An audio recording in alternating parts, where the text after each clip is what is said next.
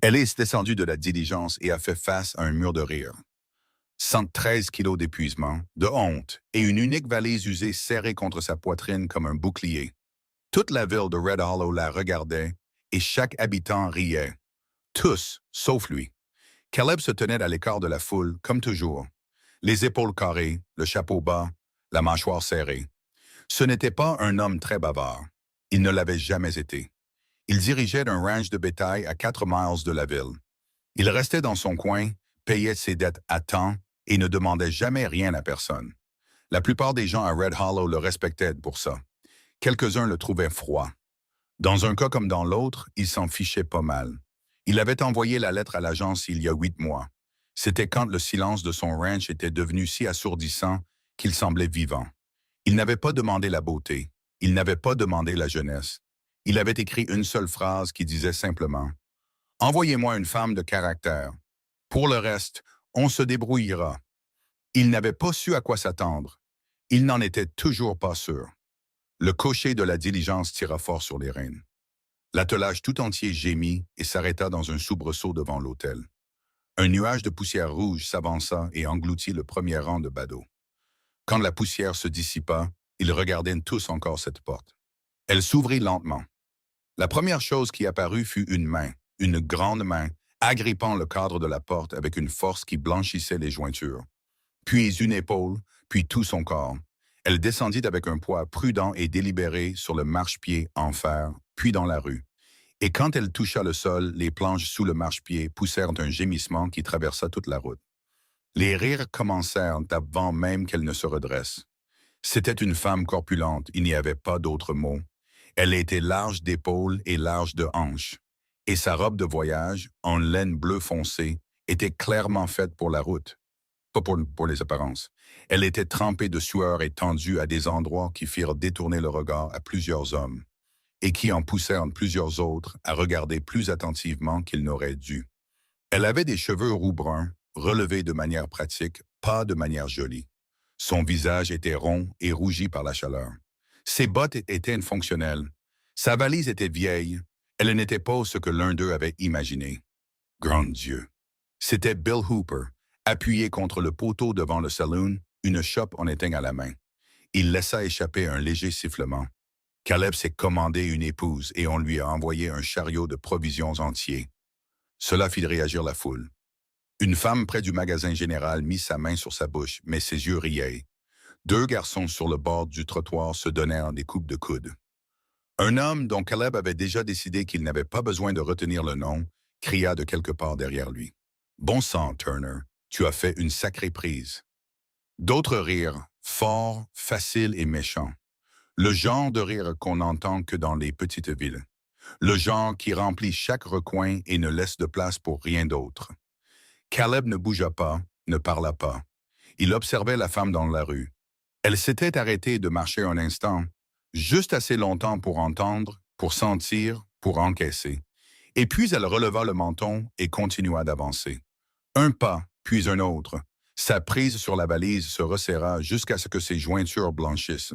Son regard se perdit au-delà de la foule, au-delà des bâtiments, au-delà de la ville entière si elle le pouvait. Elle regardait quelque chose qui n'était pas là. Il reconnut ce regard. Il l'avait eu lui-même il y a longtemps.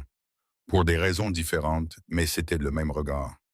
Celui qui disait « Je sais ce que vous voyez quand vous me regardez, et j'ai appris à continuer d'avancer malgré tout. » Le cocher descendait de son siège. Un vieil homme à la barbe grise. Il bougeait avec raideur. Comme un homme qui était resté assis dans la même position pendant 3 jours d'affilée.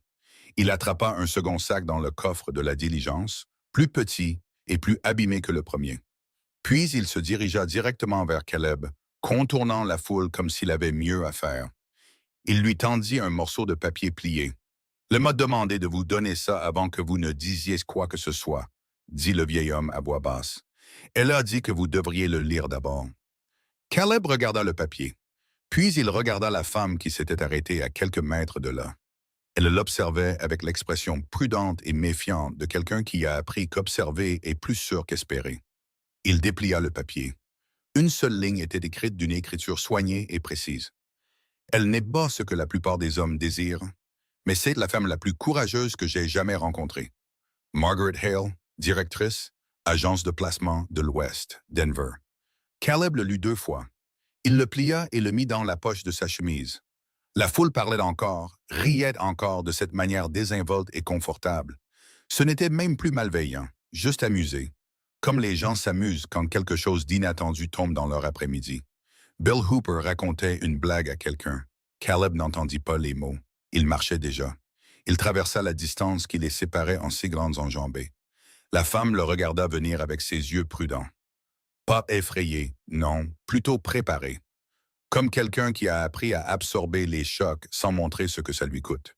Elle s'attendait à ce qu'il dise quelque chose qui corresponde à ce que tous les autres avaient dit. Il pouvait le voir dans le pli de sa bouche. Elle y était prête. Il tendit la main et prit la valise. Elle cligna des yeux. « Bienvenue chez vous, mademoiselle Whitmore, dit-il. Sa voix était égale. Ni chaude ni froide, juste stable. Comme un poteau de clôture qui n'allait nulle part. La foule se tut. Elle le fixa un moment, comme si elle n'était pas sûre d'avoir bien entendu. Puis, d'une voix rauque après 3 jours sur une route aride. « Vous n'êtes pas obligé. Mon chariot est à la pension pour chevaux, dit-il. Vous voulez de l'eau d'abord ou vous voulez partir? Le ranch est à 4 miles et il fait plus chaud en allant vers l'est. Elle s'arrêta, déglutit, recommença. De l'eau, s'il vous plaît. Il hocha la tête une fois et se tourna vers l'hôtel sans un mot de plus. Derrière eux, Red Hollow était complètement silencieuse. Elle s'appelait Abigail Whitmore et elle avait 28 ans. Et jamais de sa vie elle n'avait cru que les choses finiraient par s'arranger. Elle croyait dans la préparation. Elle croyait au travail acharné. Elle croyait qu'il fallait garder ses attentes assez basses pour qu'on ne puisse pas les utiliser comme des armes contre elle. Elle avait appris cette leçon très tôt en grandissant dans la maison de Nathaniel Whitmore, le frère de sa mère. C'était un marchand de Boston au visage rouge et aux opinions bien arrêtées sur tout, y compris sur elle. Elle avait 8 ans la première fois qu'il l'avait dit clairement. « Tu es un fardeau, Abigail. Tu es un fardeau depuis le jour où ta mère t'a laissé sur mon seuil, et tu seras un fardeau jusqu'au jour où tu deviendras le problème de quelqu'un d'autre. » Elle avait passé les 20 années suivantes à essayer de lui prouver qu'il avait tort. Elle était douée pour les chiffres, meilleure que n'importe qui dans la maison des Whitmore. Cela incluait 2 commis que son oncle employait spécifiquement pour la comptabilité. Elle apprit seule à lire le latin à l'âge de 12 ans, le français à 14 ans. Elle tenait les comptes de la maison avec une précision qui fit économiser à son oncle plus d'argent qu'elle ne le sut jamais, car il ne le lui dit jamais. Pourquoi l'aurait-il fait? Le lui dire aurait signifié la reconnaître. La reconnaître aurait signifié quelque chose proche de la gratitude. Et Nathaniel Whitmore n'avait que faire de la gratitude envers quelqu'un qu'il avait jugé sans valeur le jour de son arrivée. Ce dont il avait besoin, en revanche, c'était du contrôle. Quand l'annonce de l'agence de placement de l'Ouest était parue dans un journal de Boston, femme respectable de bonne moralité recherchée pour placement à la frontière, mariage par correspondance arrangé avec d'honorables propriétaires terriens de l'Ouest. Abigail l'avait découpée et l'avait gardée pendant 3 semaines avant d'écrire la lettre. Elle l'avait écrite dans sa chambre à minuit, à la lueur d'une bougie, avec sa porte verrouillée. Car si Nathaniel l'avait découvert, il l'en aurait empêché. Non pas parce qu'il la voulait là, mais parce qu'il ne voulait pour elle aucun endroit de bien. Elle l'avait postée depuis un bureau de poste à 3 quartiers de là. Elle n'en avait parlé à personne. Quand la réponse arriva, confirmant une correspondance, un éleveur de bétail dans le territoire du Wyoming, 36 ans, décrit comme taciturne mais honorable, propriétaire terrien, cherchant une partenaire plutôt qu'un ornement. Elle l'avait lu tant de fois que le papier était devenu mou aux pleurs. Elle était partie avant l'aube un jeudi, un mois plus tard, avec 2 sacs et 23 $. Et la certitude absolue, ancrée jusqu'à la moelle, que quoi que soit le Wyoming, ce ne pourrait pas être pire que ce qu'elle quittait. Elle s'était trompée sur ce point, avait-elle pensé, quand la diligence était entrée dans Red Hollow et que les rires avaient commencé. Et puis l'homme avait traversé la rue et pris son sac. La route vers le ranch était en terre battue, traversant de hautes herbes et des broussailles. Caleb conduisait le chariot sans parler, ce qui convenait parfaitement à Abigail. Elle ne se sentait pas encore capable de parler. Son visage était encore brûlant. Pas à cause du soleil, qui était déjà assez fort, mais à cause de la ville, du son de la ville. Elle pouvait encore l'entendre, ce rire planté dans son crâne comme une écharde. Elle se força à regarder le paysage à la place. Le Wyoming en juillet était quelque chose auquel elle n'était pas préparée. Tout ici était immense. Le ciel était plus grand que tout ce qu'elle avait imaginé. L'herbe s'étendait si loin qu'elle ne savait plus où elle finissait. Il y avait une brutalité dans ce paysage, un refus d'être autre chose que ce qu'il était. Elle crut comprendre cela, quelque part dans sa poitrine, dans la partie d'elle-même qu'elle gardait silencieuse. Depuis combien de temps dirigez-vous le ranch? Demanda-t-elle finalement, car le silence s'était étiré au point de ressembler à une épreuve. 11 ans, dit Caleb. Seul? Mon frère y a travaillé avec moi les 3 premières années. Il est parti en Californie. Une pause. Avant ça, c'était de la terre de mon père, dans un autre comté. J'ai tout recommencé à zéro. Elle hocha la tête. Pourquoi l'agence? Il resta silencieux assez longtemps pour qu'elle pense qu'il n'allait pas répondre. Puis, je ne suis pas un homme doué pour les aspects sociaux de la recherche d'une épouse. Je ne vais pas au bal. Je ne passe pas de temps en ville si je peux l'éviter. Il garda les yeux sur la route. Je me suis dit que si j'écrivais ce que j'étais et ce dont j'avais besoin, et qu'une femme lisait ça et disait quand même oui, alors au moins on commencerait honnêtement. Abigail réfléchit à cela. Qu'avez-vous écrit? Que je travaille dur, que la terre est bonne mais que le travail est réel, que j'ai besoin de quelqu'un qui puisse être une partenaire, pas juste une présence, et que je n'ai pas la patience de prétendre que les choses sont ce qu'elles ne sont pas. Elle le regarda de côté. Il ne l'avait pas regardé une seule fois depuis qu'ils étaient montés dans le chariot. Elle ne pouvait pas dire si c'était de la gêne ou juste sa manière d'être. « Et l'agence vous a envoyé, moi, dit-elle. Elle ne voulait pas que ça sonne comme ça a sonné, avec cette lourdeur sous-jacente, mais c'est sorti quand même. Il la regarda alors, juste brièvement, avant de se reconcentrer sur la route. Ils m'ont envoyé la femme la plus courageuse qu'ils aient rencontrée, dit-il. C'est ce que disait la note. Elle ne sut que faire de cette information, alors elle ne dit rien et regarda de nouveau le paysage. Et elle ne se laissa pas pleurer, ce à quoi elle était devenue très douée au fil des ans. Les ranchs s'appelaient le Box Elder, du nom des arbres qui longeaient le ruisseau du côté est de la propriété.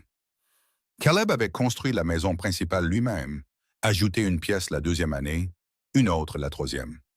C'était simple, mais solide. Et c'était propre, de la manière dont un homme qui vit seul garde les choses propres. Fonctionnel, organisé, chaque chose à sa place, mais sans chaleur. 100 personnes pour y mettre de la chaleur, pensa Abigail en regardant la cuisine. Une bouilloire, 2 assiettes empilées, un bocal de haricots secs, une poêle en fonte qui avait vu des décennies d'utilisation, une fenêtre qui donnait à l'est et laissait entrer la lumière du matin. Elle pourrait faire quelque chose de cette cuisine. Cette pensée la surprit par sa rapidité, par sa certitude. « Vous avez mangé avant de monter dans cette diligence? » demanda Caleb derrière elle. « Pas depuis ce matin. » Il passa devant elle pour aller à la glacière dans le coin. « J'ai des biscuits d'hier et du porc salé. »« Ce n'est pas grand-chose, mais je vais cuisiner, » dit-elle. Il s'arrêta, se retourna. « Vous n'êtes pas obligé. Je veux te le faire. » Elle posa sa valise près de la porte et regarda la cuisine avec le même regard évaluateur qu'elle avait toujours utilisé pour les comptes de la maison Whitmore, trouvant les lacunes, comprenant ce qui était là et ce qui manquait. « Vous avez de la semoule de maïs? » Étagère du haut, à gauche. « Des œufs? » Les poules sont derrière. 3 d'entre elles sont fiables. « Je ferai avec, » dit-elle, puis, parce que c'était important, « Merci pour tout à l'heure en ville, pour ne pas... » Elle s'arrêta, essaya de nouveau. « Vous n'étiez pas obligé de faire ce que vous avez fait. »« Oui, je le devais, » dit-il simplement, comme si ce n'était même pas une question. Elle le regarda.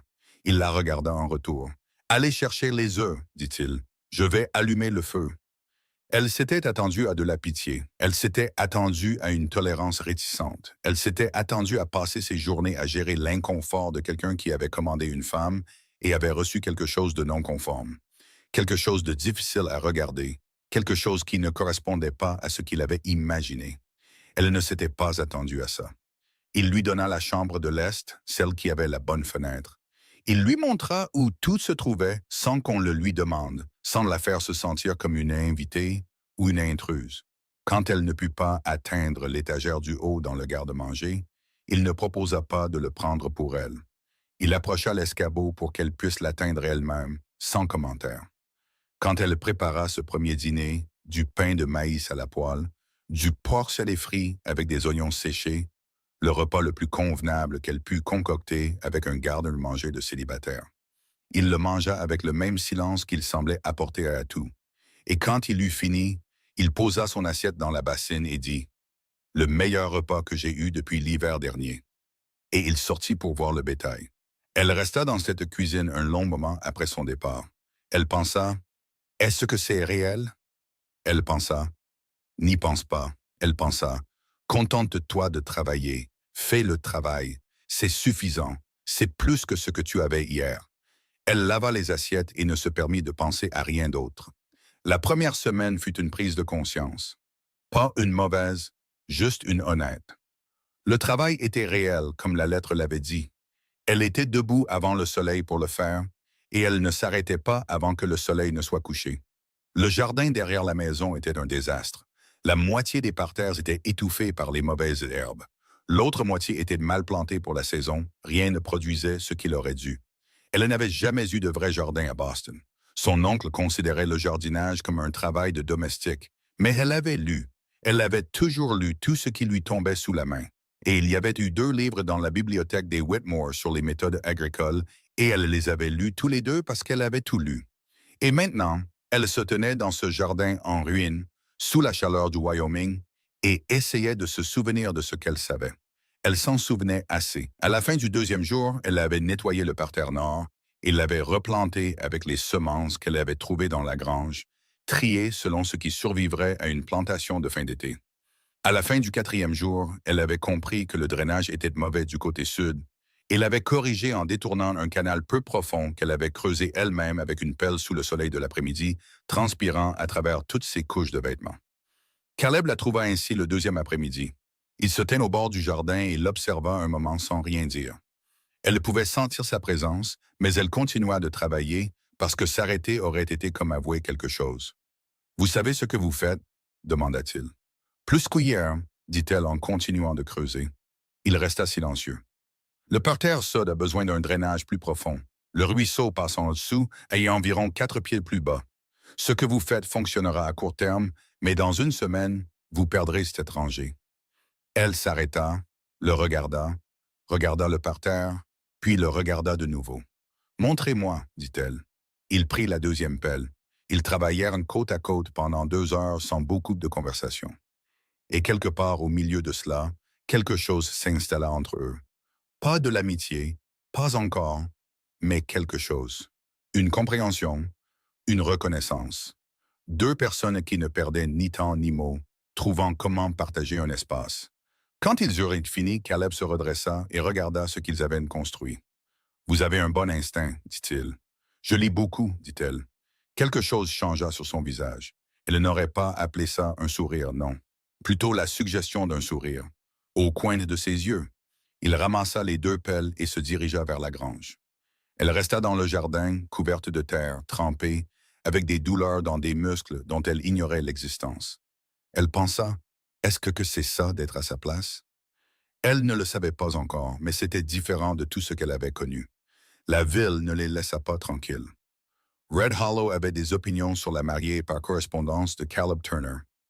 Et Red Hollow n'était pas un endroit qui gardait ses opinions pour lui. Quand Abigail se rendit en ville avec Caleb le samedi suivant pour chercher des provisions, les chuchotements commencèrent avant même qu'elle ne descende du chariot. Elle y était habituée. C'était le pire à quel point elle y était habituée. Mais Red Hollow en 1872 n'était pas Boston en 1870. Et la cruauté avait une saveur différente ici. Plus ouverte, plus disposée à être vue. Une femme devant le magasin de nouveautés, elle s'appelait Clara Hensley. Abigail l'avait appris, la femme du banquier de la ville. Elle la regarda avec une expression particulière que les femmes bien habillées réservent aux femmes qui ne le sont pas. Un regard qui faisait l'inventaire le trouvait insuffisant et qui dit à la femme à côté d'elle, assez fort pour être entendu, « Je suppose que l'agence était à court d'options. » Abigail continua de marcher. Caleb, à 1 mètre sur sa droite, s'arrêta. « Madame Hensley, dit-il, La femme se tourna, composant déjà le sourire qu'elle offrirait à un homme de propriété. Vous avez un compte à la banque? Dit-il. Elle cligna des yeux. Mon mari. C'est votre mari qui s'occupe de votre compte? Ou c'est vous? Je. Mon mari Gernaud. Caleb dit et se détourna. Il se mit à marcher à côté d'Abigail sans un mot de plus. Elle pouvait sentir la chaleur de sa propre gêne. Mais en dessous, sous la honte et la conscience de soi et le réflexe de disparaître, il y avait autre chose. Personne n'avait jamais fait ça avant. Personne en 28 ans n'avait jamais fait ça. Elle ne dit pas merci. Elle ne savait pas comment. Mais quand elle le regarda, il regardait déjà ailleurs. La mâchoire serrée, comme si ce n'était rien. Comme si ça n'avait pas été tout. À l'intérieur du magasin général, pendant que Caleb parlait au propriétaire de la commande de fourrage, Abigail parcourait la liste de provisions qu'elle avait écrite la veille au soir. Elle était complète, elle était exacte. Elle avait inspecté le garde-manger, la cave à légumes et le hangar à provisions du côté est de la grange. Elle avait comptabilisé tout ce qui était présent, tout ce qui était nécessaire, tout ce qui pouvait être conservé avant l'hiver, même si ce n'était que juillet et que l'hiver semblait très loin. Le commerçant, un homme corpulent nommé Art Griggs, lut la liste et ne cessa de la regarder avec une expression qu'elle ne pouvait pas tout à fait déchiffrer. « C'est vous qui avez fait ça? » demanda-t-il. « Oui. »« Vous avez déjà géré un compte quelque part? »« Non. »« Le compte de Caleb est en règle, » dit Art, toujours en regardant la liste. « Mais il a toujours manqué de conserve pour l'hiver, jamais assez de provisions. » Il tapota le papier. « Cette liste est différente de ce qu'il commande d'habitude, plus complète. »« Je sais ce dont un foyer a besoin, » dit Abigail en gardant sa voix égale. Art la regarda un instant de plus, puis il hocha la tête une fois, comme s'il avait pris une décision. « La commande sera prête pour jeudi, dit-il. Ce n'était pas grand-chose, mais c'était quelque chose. » Le 4e samedi, quelque chose d'inattendu se produisit. Caleb revint du pâturage sud à midi, ce qu'il ne faisait jamais. Il travaillait toujours malgré la chaleur et ne rentrait que pour le dîner. Et il se déplaçait rapidement, avec une prudence particulière dans la façon dont il tenait son bras gauche. Elle le vit immédiatement. « Que s'est-il passé? » dit-elle. « Un fil de fer, dit-il, passant déjà devant elle en direction de la maison. « Ce n'est rien, il faut juste... »« Asseyez-vous, dit-elle. Il s'arrêta, se retourna. « Asseyez-vous, répéta-t-elle en montrant la chaise de la cuisine. Il s'assit. La coupure l'était profonde le long du muscle de son avant-bras, laissant une traînée de sang qui coulait encore rapidement. Elle avait trouvé la boîte de secours la 2e semaine, sur l'étagère au-dessus de la glacière. Elle avait réorganisé toute la maison à ce moment-là, et elle l'avait ouverte avant même qu'il ne soit installé sur la chaise. « Il faut nettoyer ça avant de le penser, » dit-elle. « Je le sais. Faut-il des points de suture? » Probablement pas. Il regarda son bras avec l'évaluation pragmatique d'un homme qui avait déjà été blessé et le serait encore. Juste de la pression et un bandage. Elle le nettoya. Elle était efficace. Elle ne parlait pas pendant qu'elle travaillait, et lui non plus. Et ses mains étaient instables, même quand elle était assez proche pour sentir sa chaleur, ce qui était plus proche qu'elle ne l'avait été d'une autre personne depuis longtemps. Quand le bandage fut fait, elle se recula. Il regarda le bandage, puis la regarda. « Vous avez déjà fait ça? »« Je me suis occupée d'une maisonnée malade, » dit-elle. « Mon oncle avait 3 enfants. Ce n'étaient pas des enfants prudents. »« Combien de temps avez-vous fait ça? »« 12 ans. » Il resta silencieux un moment. « Il vous payait? » Elle le regarda. Il eut la décence d'avoir l'air de déjà soupçonner la réponse. « Non, » dit-elle. Il hocha la tête une fois, comme s'il classait une information, la mettant quelque part en lui où elle ne serait pas oubliée. « Vous n'êtes plus là-bas, » dit-il. C'était 4 mots. Ça n'aurait pas dû signifier ce que ça signifiait. Mais assise dans cette cuisine, avec la lumière de l'après-midi entrant par la fenêtre est et ses mains tenant encore les extrémités de son bandage, ça signifiait tout. « Non, » dit-elle doucement, « je n'y suis plus. » Il se leva, prit son chapeau, s'arrêta à la porte. « Dîner à 6 heures, si ça ne vous dérange pas trop, » dit-il. « Ça ne me dérange pas, » dit-elle. Il sortit. Elle écouta le bruit de ses bottes sur le porche, puis sur les marches, puis le son de son départ, retournant au travail. Elle resta assise à cette table de cuisine pendant un long moment. Dehors, par la fenêtre est, le jardin poussait. Et pour la première fois dans une vie qui lui avait donné très peu de raisons de le croire, quelque chose d'autre poussait aussi. Au bout de 3 semaines, Abigail cessa de sursauter à chaque fois qu'elle entendait des bruits de sabots sur la route. C'est ainsi qu'elle mesurait le temps des biens. Pas en jour de calendrier, pas par le nombre de repas qu'elle avait cuisinés ou le nombre de rangées qu'elle avait replantées dans ce jardin abîmé. Elle le mesurait par les sursauts, par le temps qu'il fallait à son corps pour se souvenir qu'il n'avait plus besoin de se préparer au pire. À Boston, des bruits de sabots signifiaient l'une de deux choses. Soit Nathaniel rentrait de mauvaise humeur, soit les associés de Nathaniel arrivaient pour être nourris et traités avec déférence pendant qu'elle se déplaçait silencieusement dans des pièces qui ne lui semblaient pas appartenir. Ici, des bruits de sabots signifiaient au Caleb revenant du pâturage sud, ou le chariot d'un voisin passant sur la route lointaine, ou les chevaux dans l'enclos s'agitant dans la chaleur de l'après-midi. Rien qui ne nécessite de sursauter. Son corps était lent à le croire, mais il apprenait. Le jardin fut la première chose à reprendre vie. Elle planta les parterres énormes avec les cultures de fin d'été.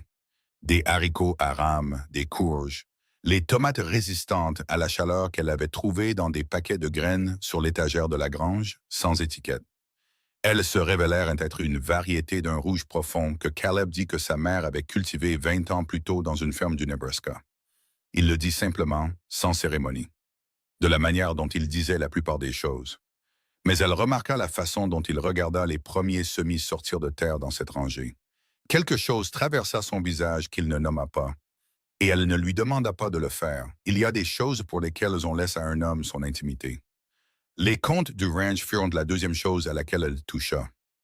Elle avait d'abord demandé la permission, se tenant dans l'embrasure de la porte de la cuisine un dimanche matin, tenant le bord du cadre de la porte parce qu'elle n'était toujours pas certaine, toujours pas sûre de l'espace qu'elle était autorisée à occuper. « Les registres comptables, dit-elle. Puis je les regardai. Caleb était à table avec son café, lisant un journal vieux d'une semaine. Il leva les yeux. « Pourquoi faire? Je veux comprendre les finances, ce qui entre, ce qui sort, où ça ne va pas. » Elle fit une pause. « Je peux voir depuis le hangar à provisions que quelque chose ne va pas. Vous dépensez pour du fourrage que vous ne devriez pas avoir à acheter si la rotation des pâturages était différente. » Il posa le journal. « J'ai un homme qui s'occupe des comptes, dit-il. Les fait-il bien? » Silence. « Les registres sont dans le bureau de la pièce de devant, dit-il. Deuxième tiroir. » Elle passa les 4 heures suivantes à ce bureau, et ce qu'elle trouva lui fit serrer la mâchoire. Le ranch était solvable. Caleb était un homme trop prudent pour le laisser sombrer dans de vrais problèmes, mais il perdait de l'argent d'une douzaine de petites manières qui s'additionnaient pour atteindre facilement 140 $ par an. Le calcul du fourrage en était une. Le moment des ventes de bétail en était une autre. Il y avait une note sur un prêt de la banque de Red Hollow datant de 3 ans qui avait été renégocié 2 fois. Toujours aux conditions de la banque, jamais à celles de Caleb, parce que Caleb était un homme qui connaissait le bétail, la terre et la météo. Et il ne connaissait rien du langage que des hommes comme Henry Hensley utilisaient pour garder discrètement l'avantage. Elle arriva à la porte de la cuisine à l'heure du dîner, avec le registre à la main et 4 pages de notes. « Asseyez-vous, dit-elle. Il la regarda. « Je prépare le café. »« Faites-le après. » Elle posa le registre et les notes sur la table. « Vous perdez de l'argent à 3 endroits qui ne devraient rien vous coûter. Et la note de la banque de Hensley contient une clause qui ne devrait pas y être. » Il devint très immobile. « Montrez-moi, dit-il. » Elle lui montra. Il ne dit pas grand-chose pendant qu'elle expliquait. Il posa 2 questions, toutes 2 précises, toutes 2 sur le moment des ventes de bétail. Et quand elle eut fini, il s'assit, les mains à plat sur la table, et regarda les chiffres pendant un long moment. « Je ne connaissais pas cette clause, dit-il. Je sais que vous ne la connaissiez pas. Hensley n'a jamais... » « Non, dit-elle. Il ne l'aurait pas fait. » Il leva les yeux vers elle. Il y avait quelque chose dans ses yeux qu'elle n'avait pas vu auparavant. Pas de la gratitude, non, quelque chose de plus compliqué que ça. Comme un homme qui recalibre, comme un homme qui réalise qu'il a agi avec une information manquante, et que cette pièce manquante était dans un tiroir de bureau depuis 3 ans, et que la personne qui l'avait trouvée était une femme dont tout le monde en ville se moquait encore. « Comment savez-vous faire ça? » demanda-t-il. « Mon oncle est un marchand, dit-elle en gardant sa voix neutre. J'ai géré ses comptes pendant 12 ans. Il savait que j'étais meilleur que ses commis.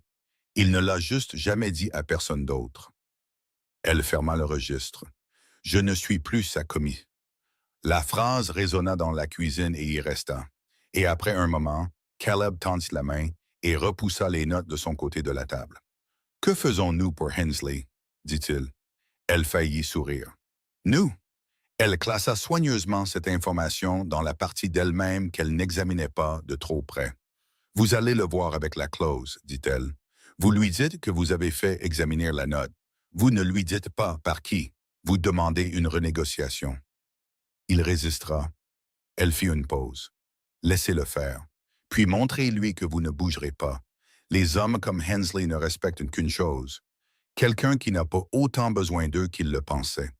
Caleb la regarda un moment, puis il prit sa tasse de café et se leva.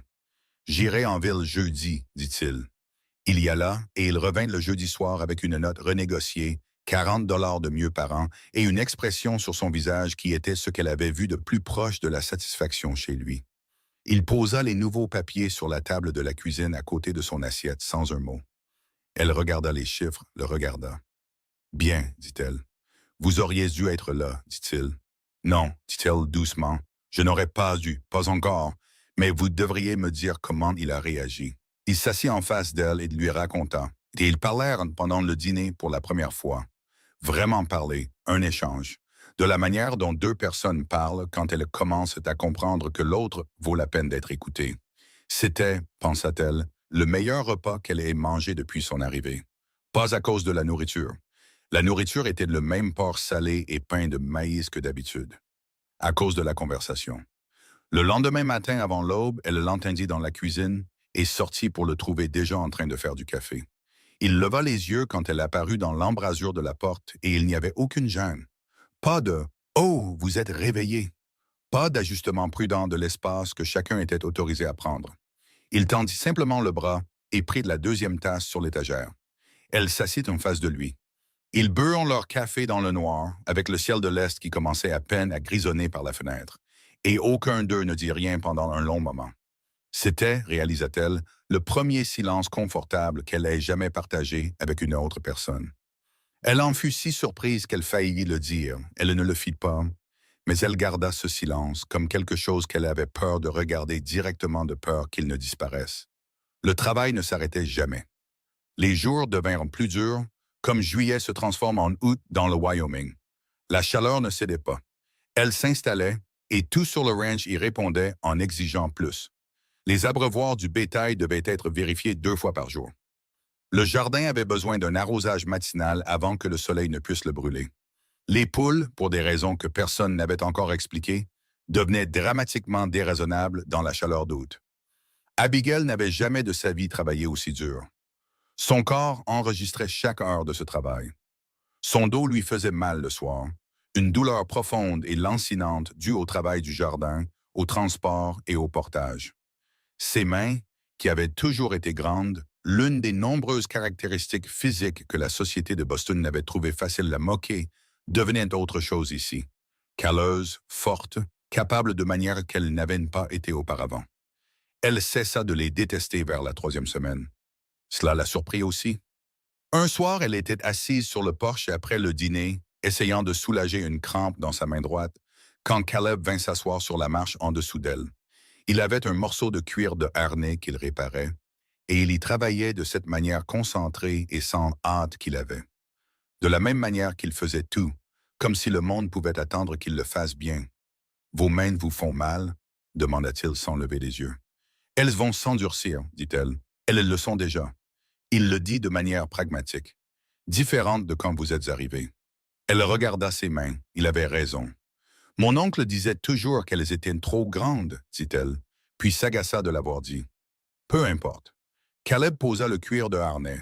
« Quel genre d'homme, dit-il lentement, dit à une femme que la taille de ses mains est un défaut? Le genre qui voulait que je le ressente, dit-elle. Ressentir quoi? Que j'étais petite. Elle le dit avant d'y penser. Et une fois que c'était sorti, elle ne pouvait plus le reprendre. Il voulait que je me sente petite pour que je ne pense pas à partir, ou à causer des problèmes, ou à vouloir quelque chose qu'il ne voulait pas que je veuille. Le Porsche fut silencieux un moment. « Ça a marché? » demanda Caleb. Elle regarda la terre qui s'assombrissait. Ça a marché pendant 20 ans, dit-elle. Puis je suis monté dans une diligence. Caleb reprit le cuir de harnais. Il resta silencieux assez longtemps pour qu'elle pense qu'il en avait fini avec la conversation. Puis il dit, les choses qu'une personne emporte d'un endroit comme celui-là, elles ne disparaissent pas juste parce qu'on s'en va. Elle le regarda. Il regardait toujours son travail. Mais il y avait quelque chose dans le pli de sa mâchoire, quelque chose de prudent et de délibéré qui lui fit réaliser qu'il ne parlait pas seulement d'elle. Non, acquiesça-t-elle doucement, elles ne disparaissent pas. Aucun d'eux ne dit autre chose, mais quelque chose avait changé. Quelque chose de silencieux et de significatif qu'on ne pouvait pas nommer pendant que ça se passait. Seulement après, en y repensant et en essayant de trouver le moment. C'est à peu près à ce moment-là que les voisins commencèrent à venir, pas les sympathiques. Pas au début. Deux hommes du ranch à 3 miles à l'est, le ranch Pulver, dirigé par deux frères qui avaient des opinions sur la plupart des choses et les partageaient librement. Ils vinrent un mardi sous prétexte de parler à Caleb d'un litige de clôture. Abigail était dans le jardin quand ils arrivèrent. Elle pouvait les entendre de là. Le plus grand, dont elle apprit plus tard le nom, Roy Pulver, dit quelque chose qu'elle ne put pas tout à fait distinguer. Et puis elle entendit son propre nom. Pas son nom exactement, un mot à la place de son nom, puis des rires. Bas et confortable, la version masculine des rires de la rue en ville. Elle continua de désherber. Elle garda la tête baissée et les mains en mouvement, et elle contrôla sa respiration.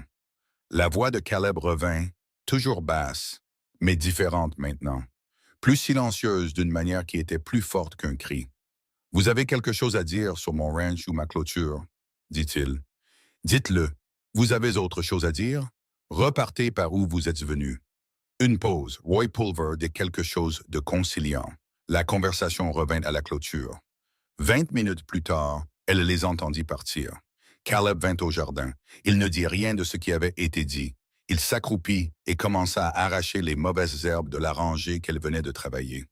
Pragmatique, efficace, comme s'il venait au jardin tous les mardis. « Je les ai entendus, dit-elle. Je sais. Vous n'étiez pas obligé. Si, j'étais obligé. Il le dit pour la deuxième fois depuis son arrivée. Le même ton, la même finalité. Elle le regarda vraiment, de la manière dont elle avait pris soin de ne pas se laisser faire trop directement, parce que regarder directement quelque chose en quoi on voulait croire semblait dangereux. Il arrachait les mauvaises herbes avec la même patience concentrée qu'il apportait à tout, la mâchoire serrée, les yeux baissés, ne demandant rien en retour du moment. « Pourquoi, hein? » demanda-t-elle. Il leva les yeux. « Parce que c'est mal, dit-il simplement, et je ne laisse pas des choses mauvaises se produire sur mes terres si je peux les arrêter. » Elle hocha la tête, elle retourna au désherbage, mais quelque part dans sa poitrine, quelque chose qui avait été tendu pendant très longtemps. Quelque chose qui était tendu depuis qu'elle avait 8 ans dans une maison de Boston qui ne voulait pas d'elle, se détendit légèrement comme un poing qui commence à s'ouvrir. Elle avait encore peur de lui donner un nom, mais c'était là. La nuit où tout faillit basculer fut un jeudi de début août, 3 semaines et demie après son arrivée. Elle avait transporté de l'eau du ruisseau 2 seaux lourds en faisant le grand tour parce que le raccourci avait un nid de guêpes qu'elle avait l'intention de nettoyer. Et elle avait mal calculé son appui sur la berge en remontant et était tombée lourdement sur son genou droit et ses 2 mains. Les seaux heurtèrent la terre et la trempèrent complètement.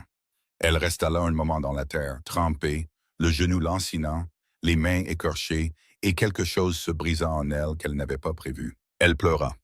Pas les pleurs contrôlés, privés, de minuit qu'elle avait appris à faire à Boston. Le genre de pleurs qu'on fait si silencieusement que personne ne le sait jamais. Le visage dans un oreiller et tout le corps rigide par l'effort de le contenir. C'était différent.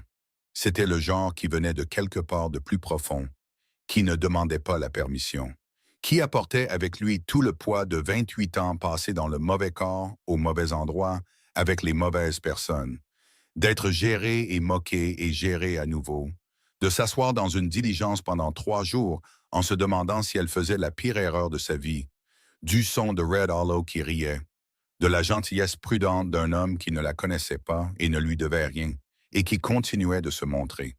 Elle pleura pendant peut-être 2 minutes. Puis elle entendit la porte moustiquaire. Elle se leva. Elle se leva vite, s'essuyant le visage avec le dos de son bras, et elle tendait déjà la main vers les seaux quand Caleb apparut au coin de la grange et s'arrêta. Il la regarda les seaux renversés, son visage. Elle releva le menton. « J'ai glissé, dit-elle, la voix parfaitement stable. Je vais bien, les seaux vont bien, je vais les remplir à nouveau. » Il traversa la distance qui les séparait. Il ne dit rien. Il ramassa les 2 seaux et les lui tendit. Les anses en premier. Elle les prit. « Je réparerai le chemin demain, dit-il. La berge est trop meuble en haut. C'est bon, je le réparerai demain, dit-il de nouveau, sans argumenter, juste certain. Il regarda son visage une fois de plus, et elle vit quelque chose dans ses yeux qui n'était pas de la pitié, pas de la gêne, pas la neutralité prudente de quelqu'un qui gère une situation difficile. C'était quelque chose de plus calme que tout ça. Quelque chose qui reconnaissait ce qu'il avait vu sans exiger d'elle qu'elle joue la comédie d'aller bien. Puis il se tourna et retourna à la grange. Elle resta là, tenant les seaux vides et la dernière lueur dans sa gorge. Elle retourna au ruisseau, elle remplit les seaux, elle les remonta par la berge, sur le chemin qu'il allait réparer demain. Et elle ne pleura plus ce soir-là. Mais elle pensa 1 heure plus tard, debout devant le poêle de la cuisine, remuant la marmite pour le dîner, avec la dernière lumière du jour entrant dorée par la fenêtre est. Elle pensa au mot « foyer », un mot dont elle n'avait jamais de toute sa vie ressenti tout le poids. Elle commençait à le sentir maintenant, et elle n'était pas la seule. Le samedi, le chariot de la ville apporta la commande de provisions qu'Art Griggs avait préparées à partir de sa liste. Il avait inclus 2 choses qu'elle n'avait pas commandées. Un sachet de lavande séchée et une petite boîte de vrai thé. Pas le genre grossier, le bon genre. Le genre qui coûtait plus cher que ce qu'elle aurait dépensé pour elle-même. Il y avait une mode pliée en haut de la caisse. Elle disait « C'est bon d'avoir quelqu'un de sensé pour gérer les comptes du Box Elder. A. Griggs. » Elle la lut 2 fois. Elle la glissa dans sa poche et n'en parla pas à Caleb. Mais ce soir-là, quand elle prépara 2 tasses de ce vrai thé et en posa une devant lui sans explication, il la prit, but une gorgée et dit « D'où vient ça? » « Griggs l'a inclus, dit-elle. Il regarda sa tasse, puis la regarda. Le coin de son œil fit cette chose qu'elle avait appris à lire comme ce qu'il avait de plus proche d'un sourire. « Tiens, dit-il, tiens, acquiesça-t-elle. Ils burent leur thé dehors. Le soir du Wyoming tombait sur l'herbe et le jardin poussait, et la clôture était en bon état, et les comptes étaient clairs. Et la chambre de l'Est avait une femme qui commençait lentement, prudemment, comme une personne apprenant à faire confiance au sol sous ses pieds, à croire qu'elle avait le droit de rester. Puis, un lundi matin de la 2e semaine d'août, un cavalier remonta la route vers le Box Elder. Abigail était dans la cuisine quand elle entendit les bruits de sabots. Elle ne sursauta pas, mais quand elle regarda par la fenêtre est et vit le cheval, un bay foncé qu'elle ne reconnut pas, et le cavalier assis dessus dans des vêtements qui n'étaient pas des vêtements de ranch, qui étaient des vêtements de voyage, des vêtements de ville, des vêtements de Boston. Quelque chose de froid lui traversa la poitrine. Elle connaissait cette coupe de manteau. Elle savait ce que ce manteau signifiait. Elle posa sa tasse de café très soigneusement, se tint très immobile et pensa « Pas encore. S'il vous plaît, pas encore. » Le cavalier s'arrêta à la barrière, puis il plongea la main dans la poche de son manteau et en sortit un document plié qui capta la lumière du matin, comme quelque chose d'officiel, de légal, quelque chose qui avait été rédigé par des hommes dans des bureaux qui prenaient des décisions sur la vie des autres. Il leva les yeux vers la maison. Il la cherchait. Abigail ne s'enfuit pas. Ce fut la première chose qu'elle décida. Debout dans la cuisine, avec son café refroidissant sur la table et le son de ce cheval à la barrière la traversant comme un courant. Elle avait passé 20 ans à fuir. Fuyant des pièces, fuyant des conversations, fuyant la manière particulière dont Nathaniel Whitmore la regardait quand il voulait qu'elle sente qu'elle occupait un espace qui appartenait à quelqu'un d'autre. Elle n'allait pas fuir sur le seul lopin de terre de sa vie qui avait commencé à lui sembler pouvoir être le sien. Elle se dirigea vers la porte d'entrée et l'ouvrit. Le cavalier était déjà descendu de son cheval.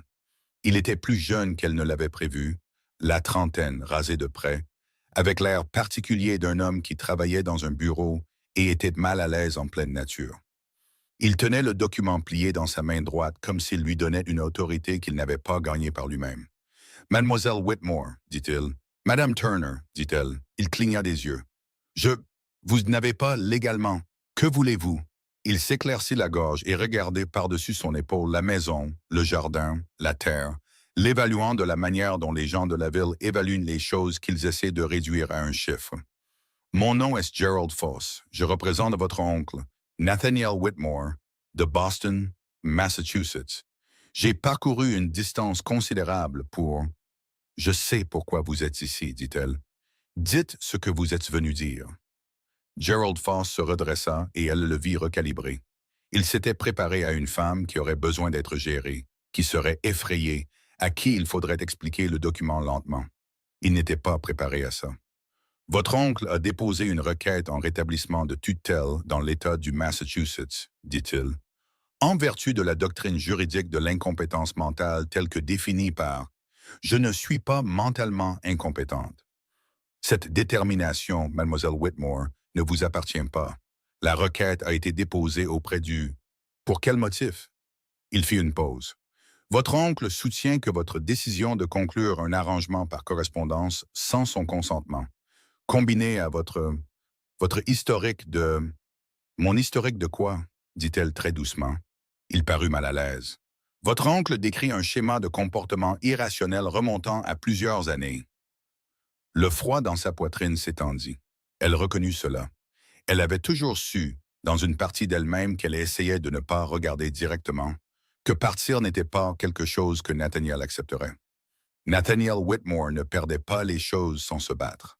Pas l'argent, pas les comptes, pas l'influence, pas les femmes qui géraient sa maison gratuitement et ne demandaient rien en retour. « Où est-il? » demanda-t-elle. « Il est actuellement à Cheyenne, » dit Foss. « Il a l'intention de me suivre ici d'ici la fin de la semaine, accompagné de 2 autres représentants du... »« Sortez de cette propriété, » dit une voix derrière elle. Elle ne sursauta pas. Elle connaissait la voix. Caleb contourna le côté de la maison de la manière dont il se déplaçait toujours, sans hâte, direct, sans mouvement inutile. Il avait ses gants de travail dans la main gauche et quelque chose dans le pli de sa mâchoire qu'elle n'avait pas vu auparavant. Elle l'avait vu silencieux, elle l'avait vu patient, elle l'avait vu ferme. C'était différent. C'était l'immobilité d'un homme qui avait pris une décision et n'était pas intéressé par le débat. Gerald Foss fit un demi-pas en arrière avant de se reprendre. « Monsieur Turner, » dit Foss se redressant, « je suis un représentant légal et je suis ici pour une affaire légitime. »« J'ai entendu ce que vous êtes, » dit Caleb. « Je vous ai demandé de sortir de ma propriété. »« Monsieur, ce document accorde à Monsieur Whitmore l'autorité légale de... » « Ce document, » dit Caleb, « a été rédigé dans le Massachusetts. Vous vous trouvez dans le territoire du Wyoming. Ce sont 2 endroits différents avec 2 lois différentes. Et la loi dans ce territoire dit que la terre d'un homme est sa terre. Et une femme qui a conclu un accord de placement n'est plus sous l'autorité d'un tuteur antérieur une fois qu'elle a franchi une frontière d'État pour établir sa résidence. Il s'arrêta à quelques pieds de Foss et le regarda fixement. Je le sais parce que j'ai posé la question au shérif de Red Hollow il y a 3 semaines. Abigail se tourna et le regarda. Il avait posé la question il y a 3 semaines. Avant que quoi que ce soit ne se produise, avant qu'un cavalier n'apparaisse sur la route, il était allé voir le shérif et avait demandé. Il y avait pensé. Il avait pensé à elle. Gerald Foss était devenu légèrement pâle. Les lois territoriales ne prévalent pas sur une loi fédérale. Vous voulez discuter de la loi fédérale, dit Caleb. Vous êtes libre d'aller à Cheyenne et d'en discuter. Vous voulez revenir ici avec un marshal fédéral et un mandat fédéral? Revenez. D'ici là, il tendit de la main et ouvrit de la barrière. Sortez de ma propriété. Foss regarda le document dans sa main. Il regarda Caleb. Il regarda Abigail et elle le regarda la regarder. Et elle garda son visage exactement immobile, ne lui donnant rien. Parce qu'elle avait appris de Nathaniel Whitmore que la pire chose à faire était de laisser un homme comme ça voir où vous étiez vulnérable. Foss plia le document, le remit dans son manteau. « Monsieur Whitmore sera ici d'ici la fin de la semaine, dit-il. Ce n'est pas fini. »« Non, » acquiesça Caleb. « Ça ne l'est pas. Mais pour aujourd'hui, si. » Foss monta sur son cheval. Il leur jeta un dernier regard, un regard calculateur d'un homme qui stocke des informations pour plus tard. Et puis il repartit sur la route en direction de la ville. Le son des sabots diminua et disparut, et le matin redevint silencieux. Abigail se tenait très immobile. Vous êtes allé voir le shérif, dit-elle. La première semaine, dit Caleb. Il remit ses gants. Je me suis dit que ça valait la peine de savoir où on en était. Il la regarda. Ça va? Non, dit-elle honnêtement. Il hocha la tête une fois, comme si c'était de la bonne réponse, comme s'il aurait été moins sûr d'elle si elle avait dit oui. Entrez, dit-il. Nous devons parler de ce qui va se passer maintenant. Ils s'assirent à la table de la cuisine. La même table où elle avait étalé les registres comptables, où ils avaient eu leur première vraie conversation au dîner, où tant de choses s'étaient passées silencieusement au cours des 4 dernières semaines. Et Caleb dit ce à quoi il avait clairement déjà réfléchi. Votre oncle va insister sur la demande de tutelle, dit-il. Foss ne bluffait pas sur l'angle fédéral. Le Massachusetts a de l'influence dans les tribunaux territoriaux. Pas autant qu'il le pense, mais un peu. Il regarda la table. La protection juridique la plus simple que vous ayez est le mariage. Une femme mariée ne peut pas être renvoyée à un tuteur antérieur. Ce n'est pas une loi compliquée, c'est juste un fait. Abigail regarda ses mains sur la table. Je le sais, dit-elle. Je ne dis pas ça pour vous mettre la pression. Je le sais aussi. Il était silencieux, attendant. Elle leva les yeux. Je ne le laisserai pas me reprendre, Caleb. Je veux que vous compreniez ça avant tout. Je me battrai par tous les moyens légaux que je connais. Et j'en sais plus sur le droit de la propriété du Massachusetts que Nathaniel ne m'en a jamais donné le crédit. Parce que j'ai lu sa correspondance juridique pendant 12 ans. Et il n'a jamais pensé à m'en empêcher. Elle fit une pause. Mais je ne vais pas laisser la menace qu'il représente transformer ça. Elle fit un geste vers la table, la maison, l'espace entre eux, en quelque chose que ce n'est pas prêt à être. Je ne vous ferai pas ça. Caleb la regarda un long moment. Et si c'était le moment, dit-il. La cuisine devint très silencieuse. Quoi, dit-elle. Et si je vous disais que c'est le moment? Sa voix était exactement la même que d'habitude, égale, sans hâte, sans comédie. Je ne vous le demande pas à cause de votre oncle. Je vous le demande parce que je suis assis en face de vous à cette table depuis 4 semaines et je n'ai pas une seule fois souhaité que vous soyez ailleurs. Pour moi, ce n'est pas une petite chose. Elle sentit quelque chose bouger dans sa poitrine dont elle n'avait pas le nom. Quelque chose qui semblait fait de chaque partie prudente, gardée, protégée d'elle-même, décidant toutes en même temps de faire quelque chose de dangereux. Caleb, vous n'avez pas à me répondre aujourd'hui, dit-il. Je dis juste que la question est là. Elle était là avant que Foss n'arrive. Il se leva, attrapa son chapeau, réfléchissez-y. Votre oncle arrive. On s'en occupera quand ça arrivera. Mais ne décidez pas de l'autre chose à cause de lui. Décidez à cause de vous. Il sortit. Elle resta assise à la table pendant un très long moment. Elle était toujours assise là quand le deuxième cavalier remonta la route, pas Nathaniel. Pas encore. Ce cavalier était une femme petite, aux cheveux noirs, montant à califourchon avec une aisance qui disait qu'elle l'avait faite toute sa vie. Elle s'arrêta à la barrière et appela, pas agressivement mais clairement, « Oh hé, la maison! » Abigail alla à la porte. La femme avait peut-être 40 ans, avec un visage buriné et des yeux stables, et les vêtements pratiques et sans chichi d'une femme de ranch. Elle regarda Abigail comme très peu de gens à Red Hollow l'avaient regardée, comme si elle était une personne, pas un spectacle. « Vous êtes la mariée de Caleb, dit-elle. « Oui. Je suis May Sutton. Mon mari dirige le ranch à 2 miles au nord. Ça fait 3 semaines que je veux venir et je n'arrêtais pas de me dissuader. » Elle descendit de cheval avec une aisance pratiquée. « Puis j'ai entendu que Gerald Foss était sur cette route ce matin et j'ai arrêté de me dissuader. » Elle regarda Abigail fixement. « Puis-je entrer? » Elles s'assirent dans sa cuisine. Abigail mit de l'eau à chauffer parce que ça semblait être la bonne chose à faire. Et May Sutton dit sans préambule, « Je sais ce que Foss fait ici. Les nouvelles voyagent vite dans un petit territoire. Je veux que vous sachiez que vous avez plus d'amis dans ce comté que vous ne le pensez. » « Je ne sais pas si j'en ai, » dit Abigail, pas amèrement, juste précisément. « Vous avez Art Griggs, » dit May. « Il a parlé de cette commande de provisions à la moitié de la ville. Il a dit que c'était la comptabilité la plus complète qu'il ait vue du Box Elder en 11 ans. » Elle enroula ses 2 mains autour de sa tasse. « Et vous m'avez, moi. Je me fiche de votre poids ou d'où vous venez. Ce qui m'importe, c'est que Nathaniel Whitmore est un homme qui utilise la loi comme un couteau. Et j'ai vu ce qui arrive aux femmes ici quand personne ne se tient à leur côté. » Abigail la regarda. « Pourquoi? » demanda-t-elle. La même question qu'elle avait posée à Caleb une semaine plus tôt. L'expression de May ne changea pas. Parce qu'il y a 6 ans, c'était moi, dit-elle simplement. Un homme différent, le même document, le même regard sur le visage du cavalier. Elle posa sa tasse. Une femme s'est tenue à mes côtés. Alors je me tiens à vos côtés maintenant. C'est comme ça que ça marche ici. Quelque chose brûla derrière les yeux d'Abigail. Elle le repoussa durement, comme elle le faisait toujours. « Que savez-vous de la loi? » demanda Abigail. « Je connais Jim Whitfield à Laramie, » dit May. « C'est un avocat territorial, un bon. Il a déjà traité des cas de tutelle. Si Caleb va à Laramie demain, Jim peut avoir une contre-requête prête avant que Nathaniel Whitmore ne mette le pied dans le Wyoming. Combien de temps ça prendra? Plus vite que Nathaniel ne s'y attend, dit May. Les hommes comme lui sont habitués à ce que la distance joue en leur faveur. Cette fois, ce ne sera pas le cas. Caleb rentra de la grange à midi et trouva 2 femmes à sa table de cuisine avec une tasse de thé chacune et 4 pages de notes juridiques entre elles. Il se tint dans l'embrasure de la porte un moment et observa la scène avec la même évaluation silencieuse qu'il apportait à tout. « Mais, dit-il, Caleb, dit-elle, tu dois aller à Laramie demain. » Il regarda Abigail. Elle le regarda en retour. « Je sais, dit-il. » Cet après-midi-là, pendant que Caleb se préparait pour le voyage à Laramie, Abigail longea la clôture du côté est de la propriété. Pas pour une raison pratique, la clôture était en bon état. Il l'avait réparée 2 semaines plus tôt.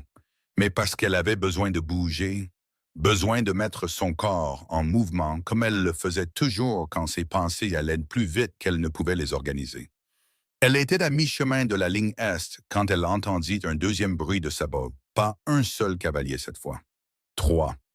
Ils arrivèrent par la route sud, la route qui ne passait pas par Red Hollow, la route qui venait de la direction de Cheyenne, et ils montaient vite.